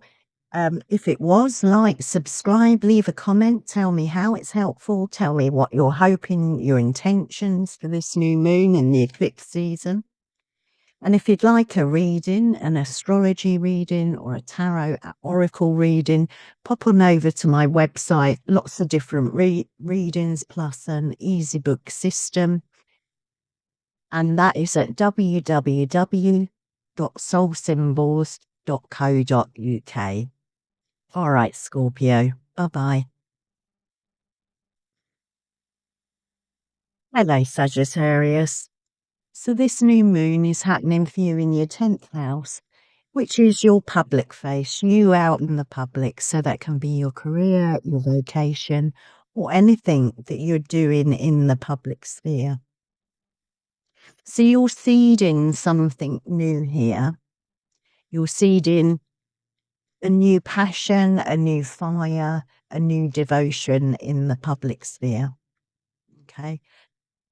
So it's that sense of how can you serve in a public way? How can you bring that fire of devotion? And it may be at work that, what started off as a real passion, a real fire in your belly, has now become very mundane.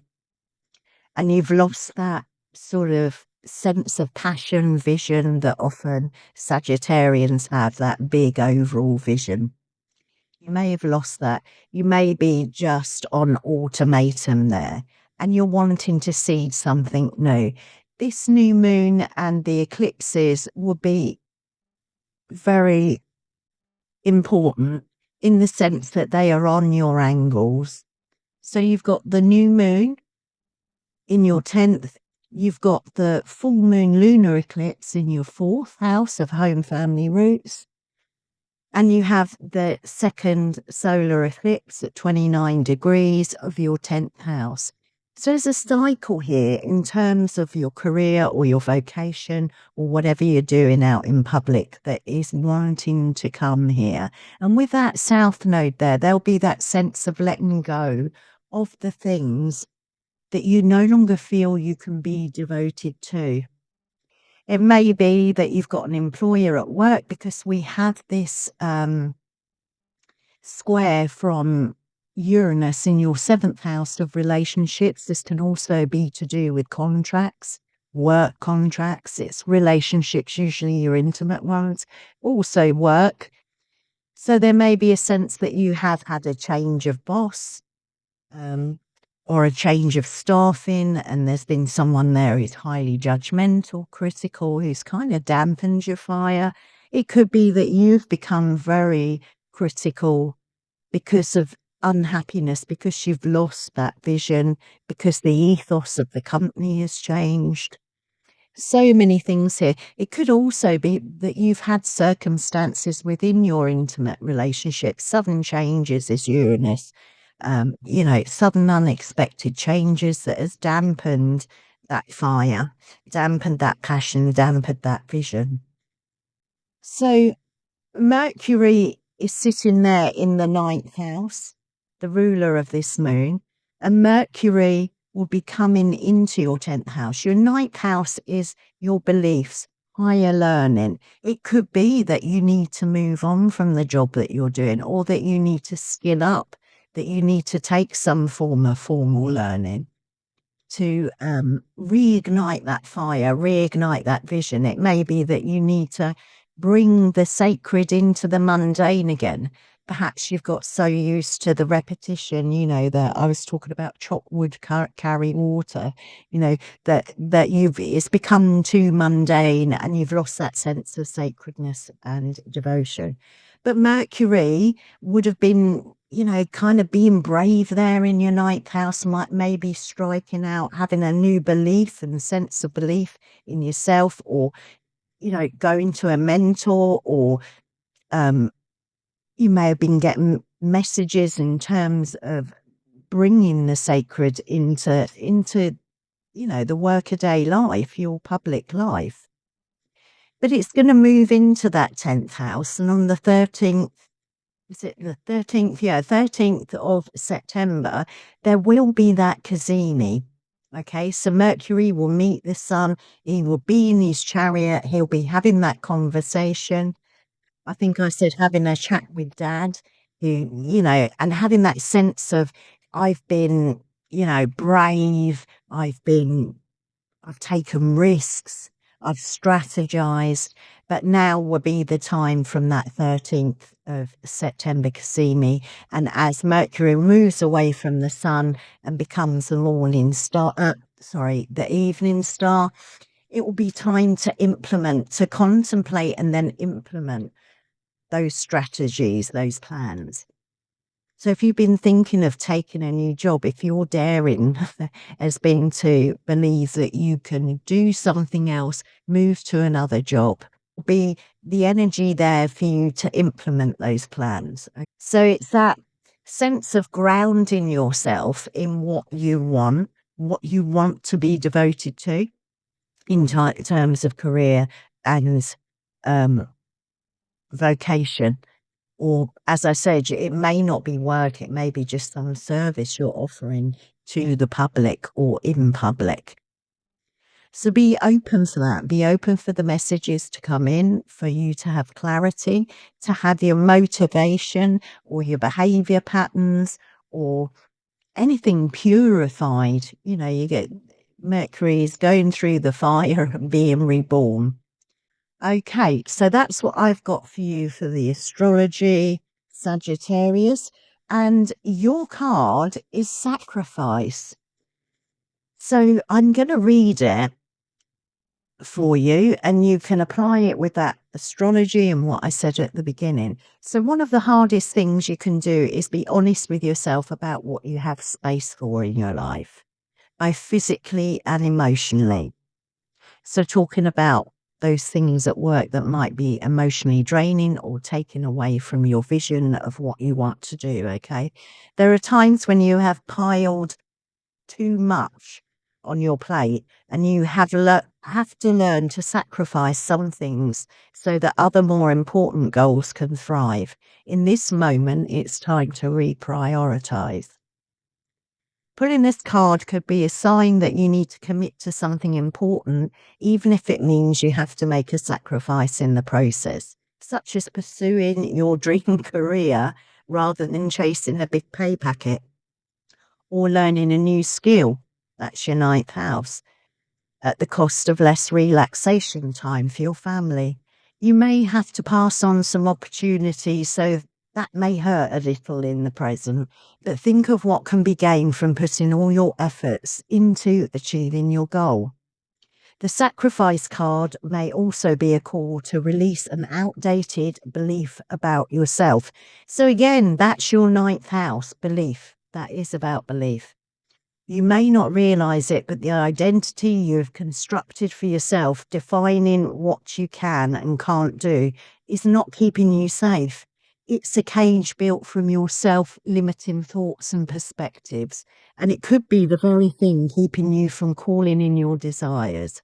So sacrifice I can't beliefs and false feeling of safety for the possibility of more.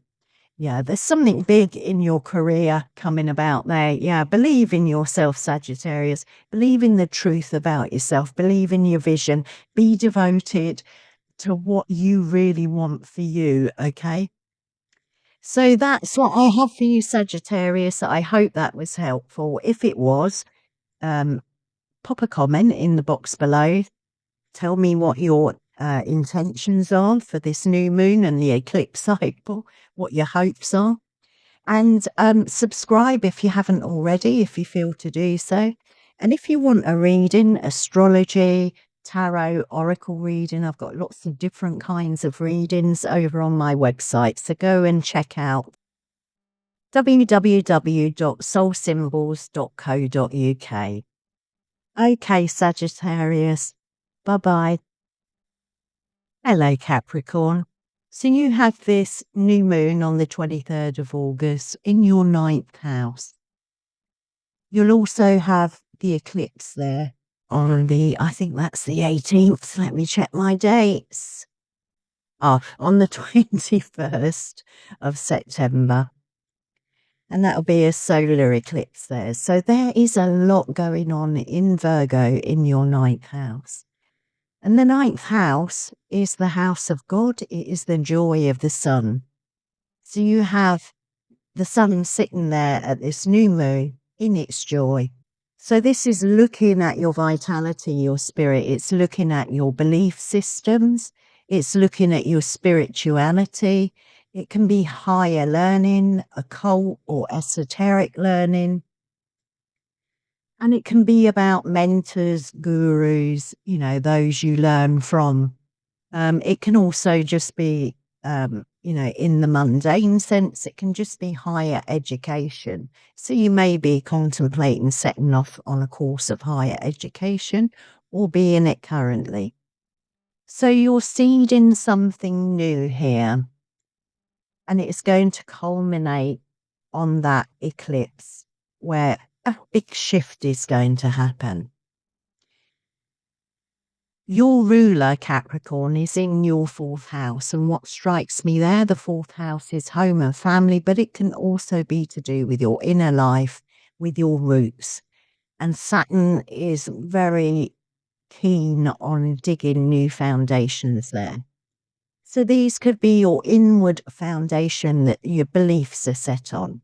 This could be where your shift is coming. We have the square to Uranus in your 6th, which is work and health.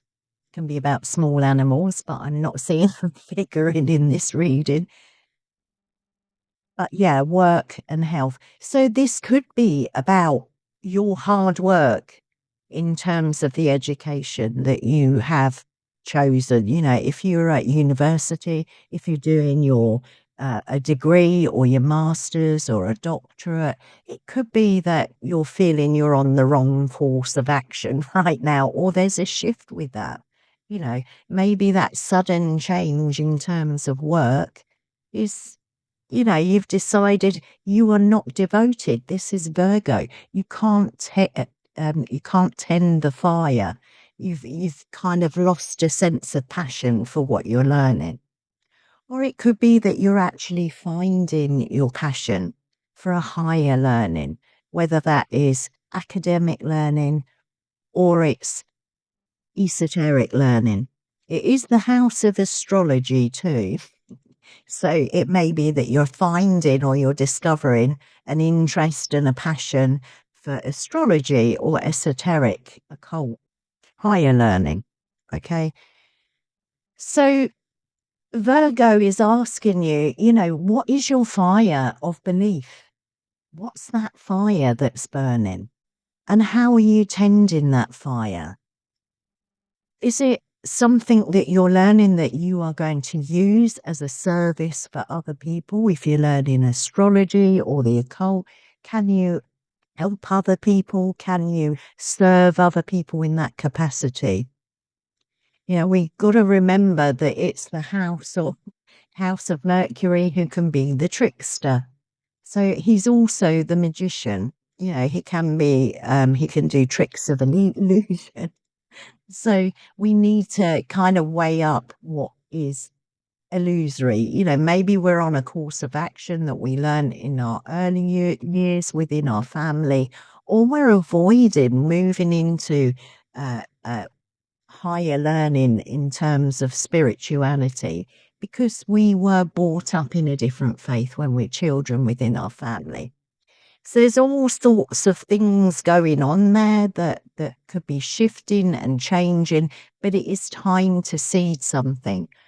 When Mercury reaches the conjunction with the Sun and he's in his chariot, that Kazemi, on the 13th of September, there will be a sense of clarity coming through. You'll have that sense of clarity and perspective about what you want to do, you know, what your beliefs are. And that can be your beliefs about yourself because your ruler is in the 4th house, and that is Aries. That is often to do with self, and it's an initiation, a new spark, your inner life. So it can be the beliefs that you hold about yourself that may not be right. They may be incorrect because they were put there.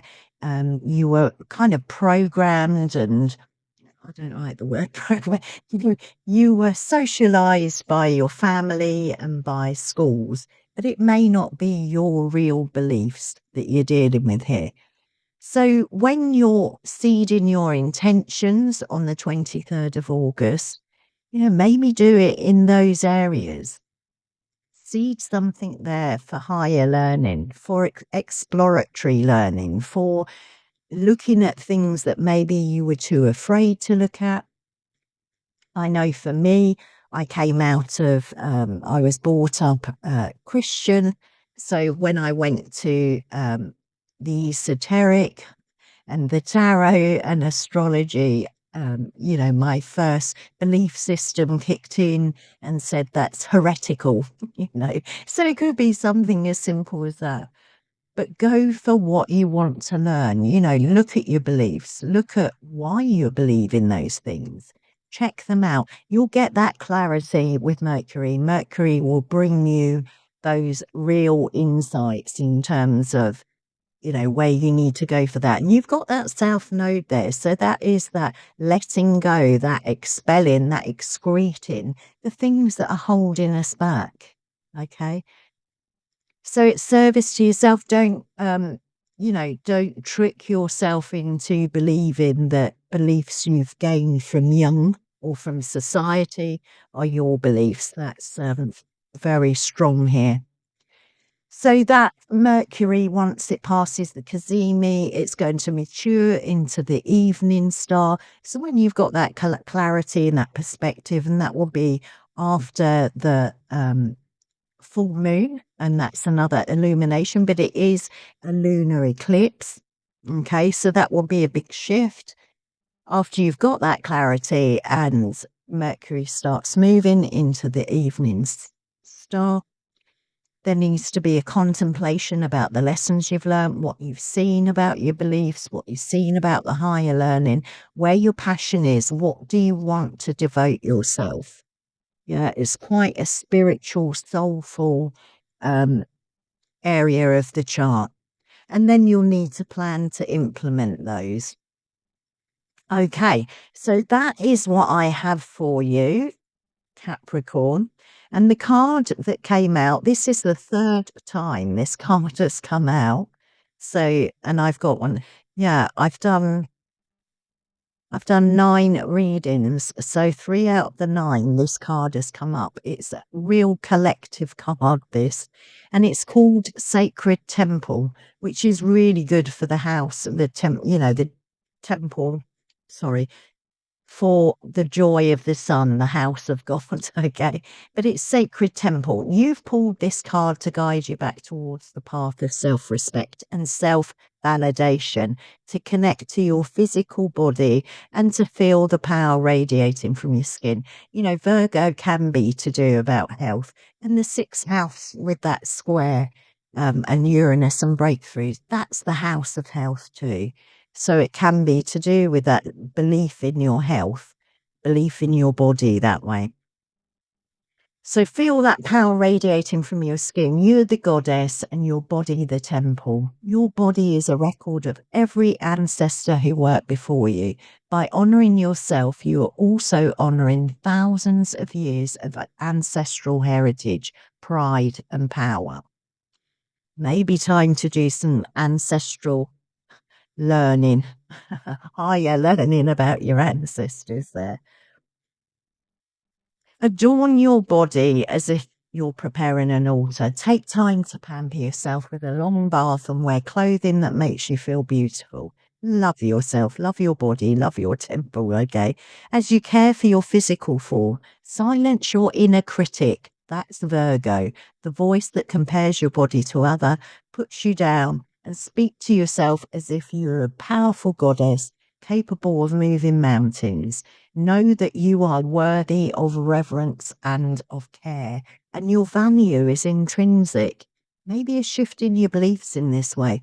Honor the beauty in every curve, the strength in every scar. That includes your unseen scars, and the worthiness inside with your words and thoughts. So honor yourself with your words and thoughts. Share yourself only with those who will do the same.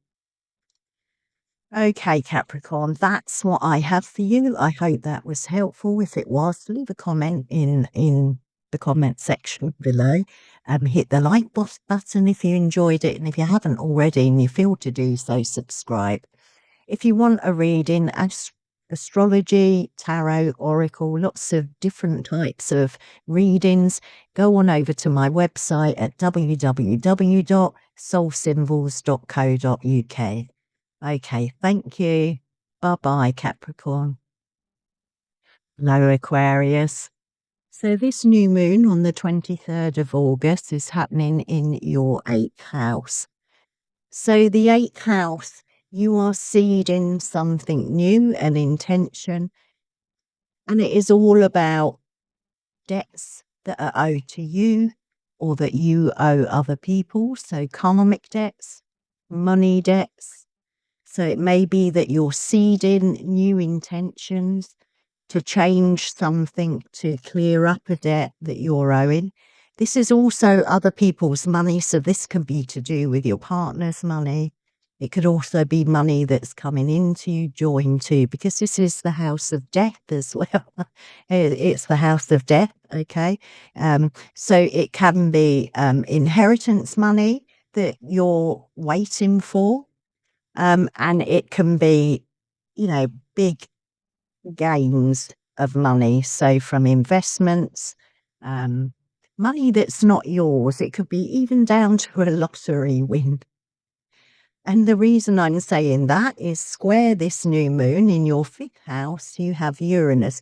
There's a bit of tension there, but it's going to bring sudden change, unexpected change. And the 5th house is a house associated with gambling. Okay, now I am not suggesting that you go out and gamble. You need to do the right thing for you. But there can be unexpected, chunky money from, doing the lottery or something. But that's not a prediction. This is Uranus, and we never know what Uranus is going to be. It could be, with the tension there, that square, it could be that you're finishing off paying up a debt, or somebody is paying a debt back to you. Okay, so we have this sense of other people's money, debt. It's about finances. It's about karmic, what's owed karmically. So this is just actions and consequences, and they can be good or bad. They don't have to be one thing or the other. They can be either or. We are in Mercury sign, and Mercury is neither either. He's, he's neither masculine nor feminine. He's fluid and changes. Okay. So looking at these things that are going on and looking at Virgo, that story of Virgo, we are looking at the light and we're looking at the dark increasing, okay? And we're looking at finding a devotion and a service. So karmically, this could be karmic debts, that are ancestral, that come from a lineage.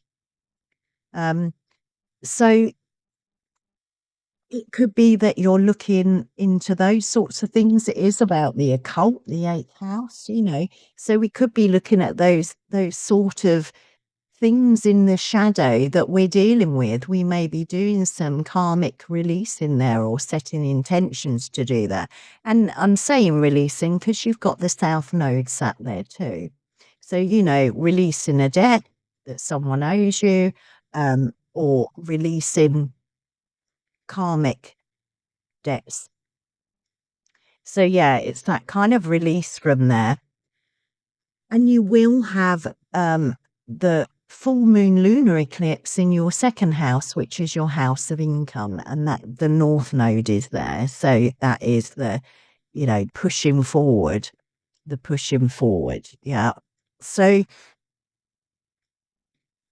Mercury, when Mercury moves into Virgo, into your 8th house, it's going to go into that Cazimi on the 13. Okay, so here you will have messages, insight, clarity that will be coming.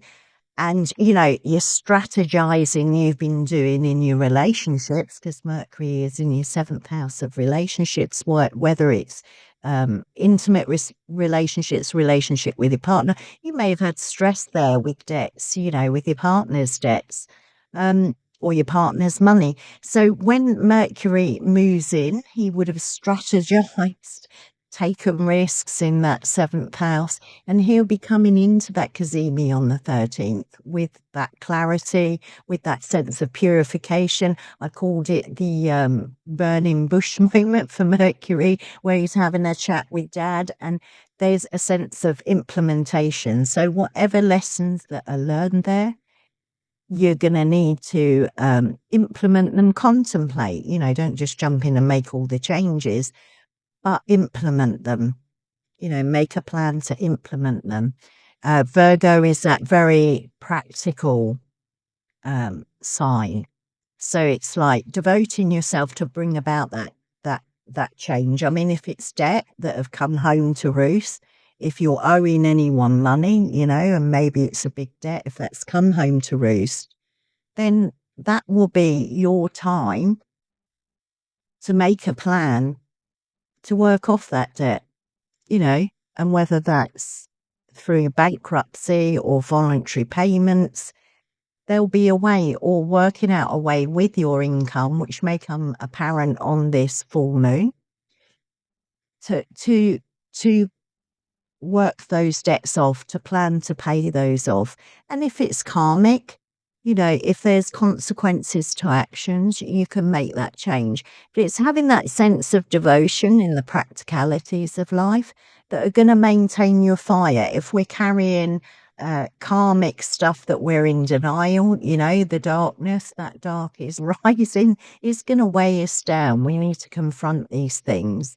And as I said, it is the house of that kind of occult science. So it could be you're doing shadow work over the karmic lineage or karmic debts that you're owing. Okay. But there's a maturity to Mercury as he moves through, and that south node for releasing. So there may be some work that you need to do, that descent to soul, looking at how you are, looking at, are you in denial? Are you ignoring what needs to be done? And service can be service,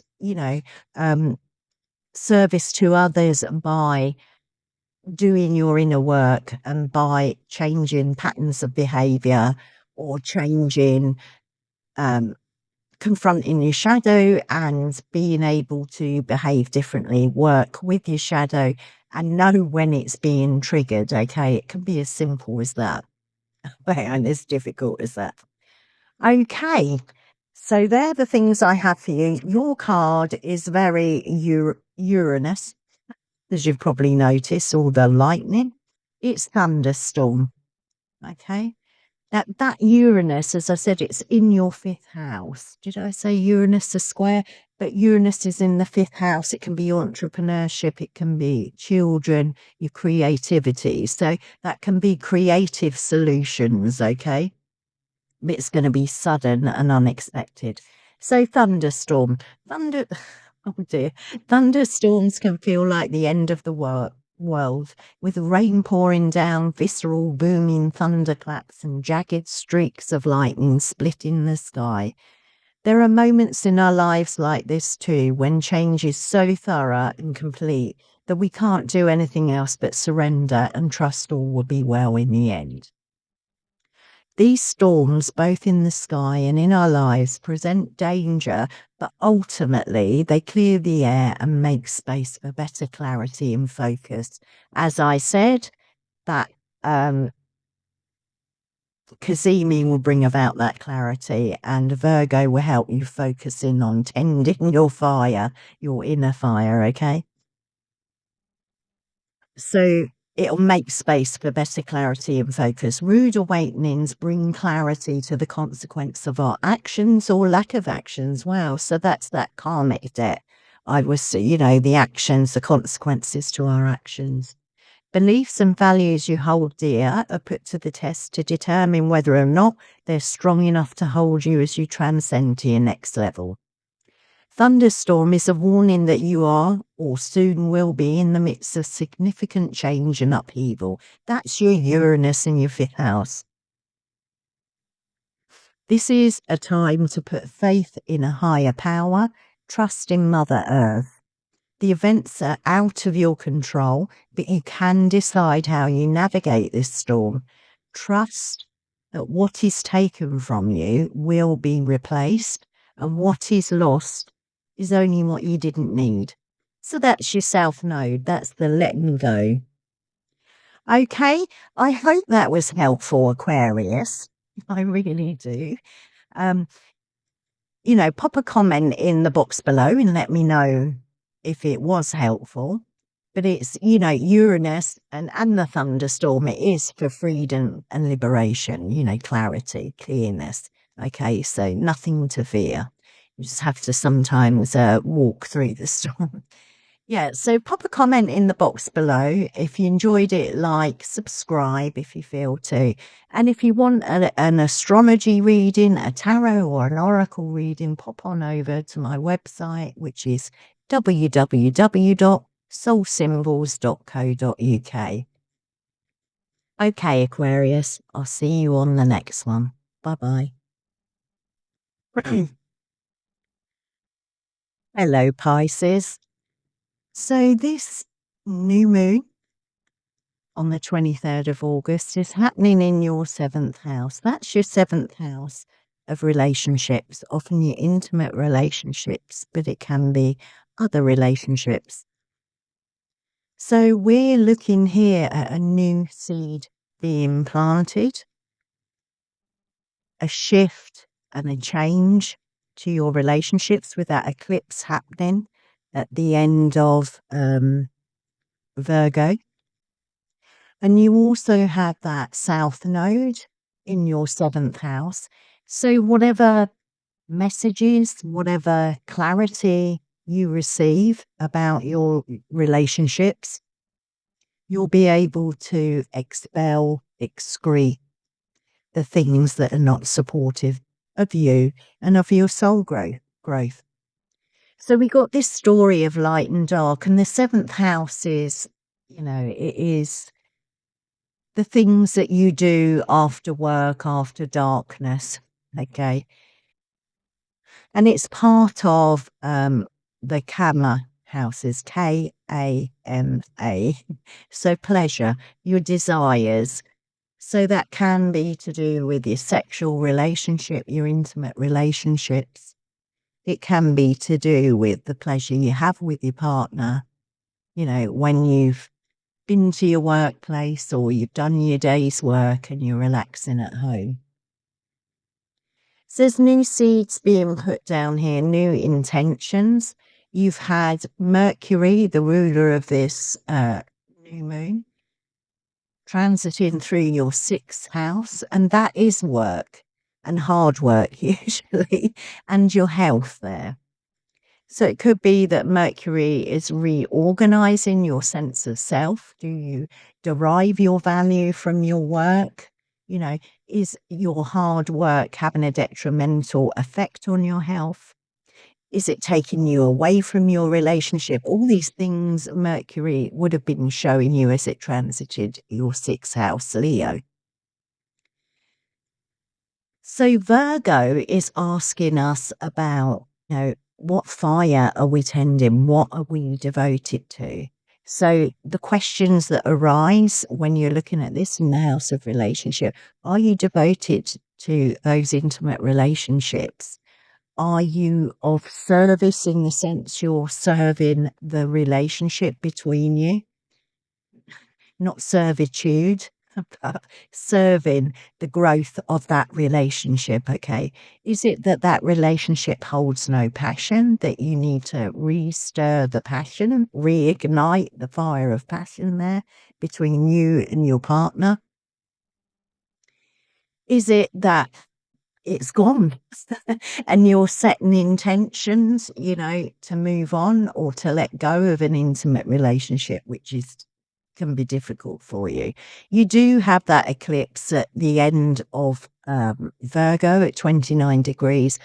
So there is a cycle within relationships that's completing.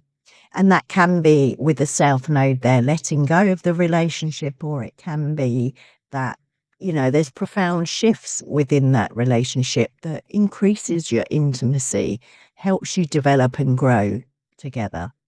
But these are the seeds that you will be planting around the 23rd of August.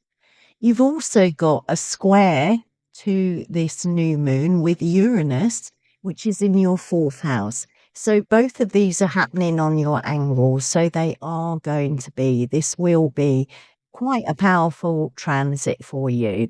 And if you were born in the mid-60s, you will have the Uranus-Pluto conjunction here, or they'll be co-present in Virgo. So you're having a Uranus square moment, okay? At some point over the next 7 years, it will square your Uranus. So there'll be that kind of tension there. And it's asking you in that 4th house, that's your home, family, roots.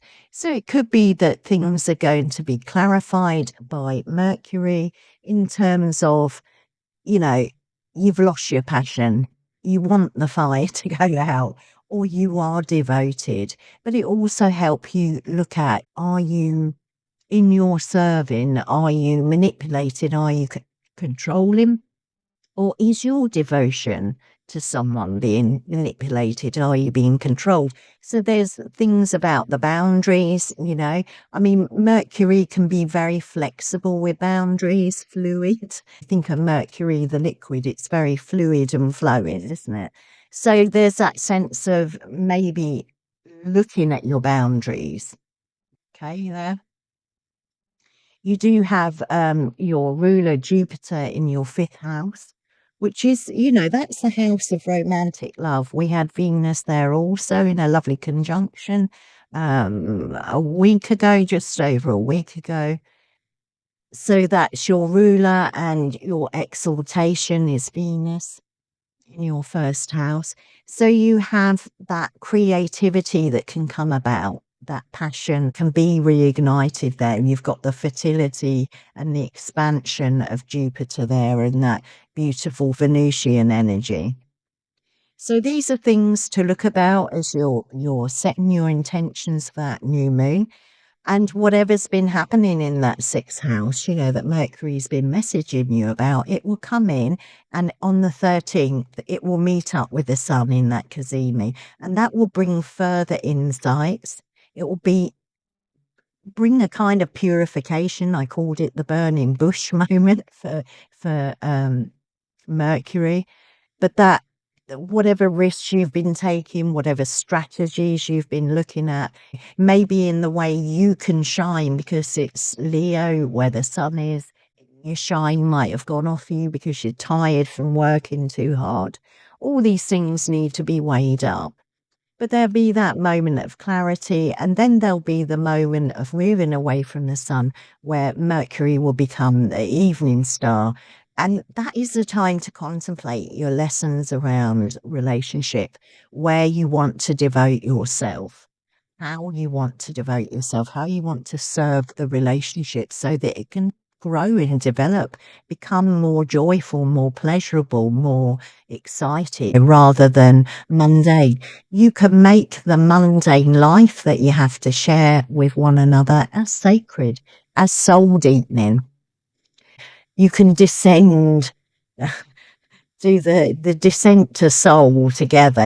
You can find ways to really intensify that emotional and physical and spiritual connection between you and your partner.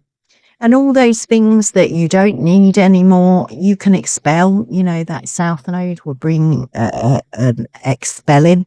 The other thing that we need to look at is that lunar eclipse in your 1st house, okay? So this may be where the North Node's there. It is an eclipse. There's going to be a large shift there.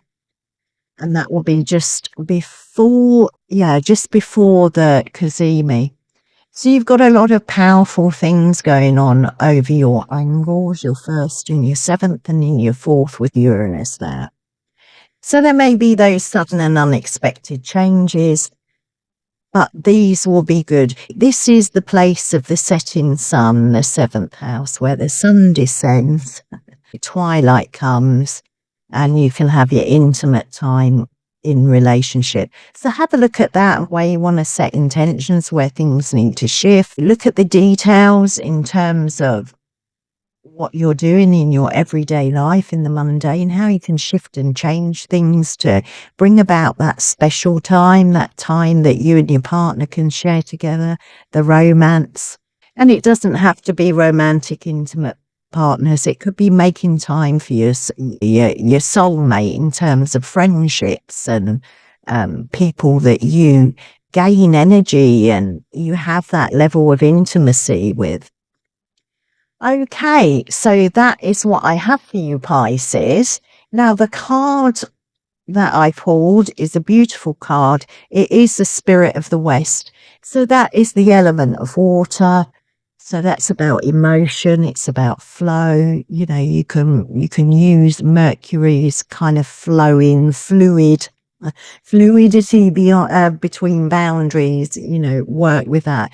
And it is the house where it's the West in terms of the zodiac. It's the place of the setting sun. So the Spirit of the West is the setting sun. Okay, so I'll read the card to you. It's number 33, which is one of those master numbers. So the Spirit of the West is connected to the element of water and initiates you to the energy of sensitivity, nurturing, feeling, rest and self-care. That could be what we're learning in Leo, in that house of hard work and our health. It comes to you during times of stress, overwhelm, burnout, and a deep need to repair and rejuvenate. Rest with your partner. Darkness and solitude are too often associated with the unknown and loneliness, but there is also a protective quality to these energies. So if this is an ending of a relationship for you and you're afraid of the loneliness, you know, take heart from this card, okay? It's a protective quality to those energies. In the depths of the soul, there is no expectation to do anything other than be and receive what is available to you. You've pulled this card because you need to slow down and nourish your spirit. I did say this is a K-A-M-A house, the house of pleasure. So you need to slow down, nourish your spirit. You must regather your strength and have compassion for yourself and all that you do. You deserve the right to seek solitude and time for yourself. You are owed this time to slip into the realm of your spirit for inner guidance and support. The rest of the world can wait until you have enough fuel to be the warrior again. Yeah, beautiful card. And I think that Uranus, that sudden change, you know, in your fourth house of whole family, your inner life, that may be the change that is needed. You may need to seek that solitude so that you can come back replenished with more fire for your partner and the time that you can spend with your partner. Okay, Pisces, that's what I have for you. If you enjoyed the read, please like, subscribe and pop a comment. Just say hello in the box below. That would be lovely. I love to know who's watching and how they, you know, how it resonates or doesn't resonate with them and what's going on for them. That would be lovely. If you want astrology reading, a tarot oracle reading, I do all different types of readings. Pop on over to my website, which is www.soulsymbols.co.uk. All right, Pisces, I'll see you in the next one. Bye-bye.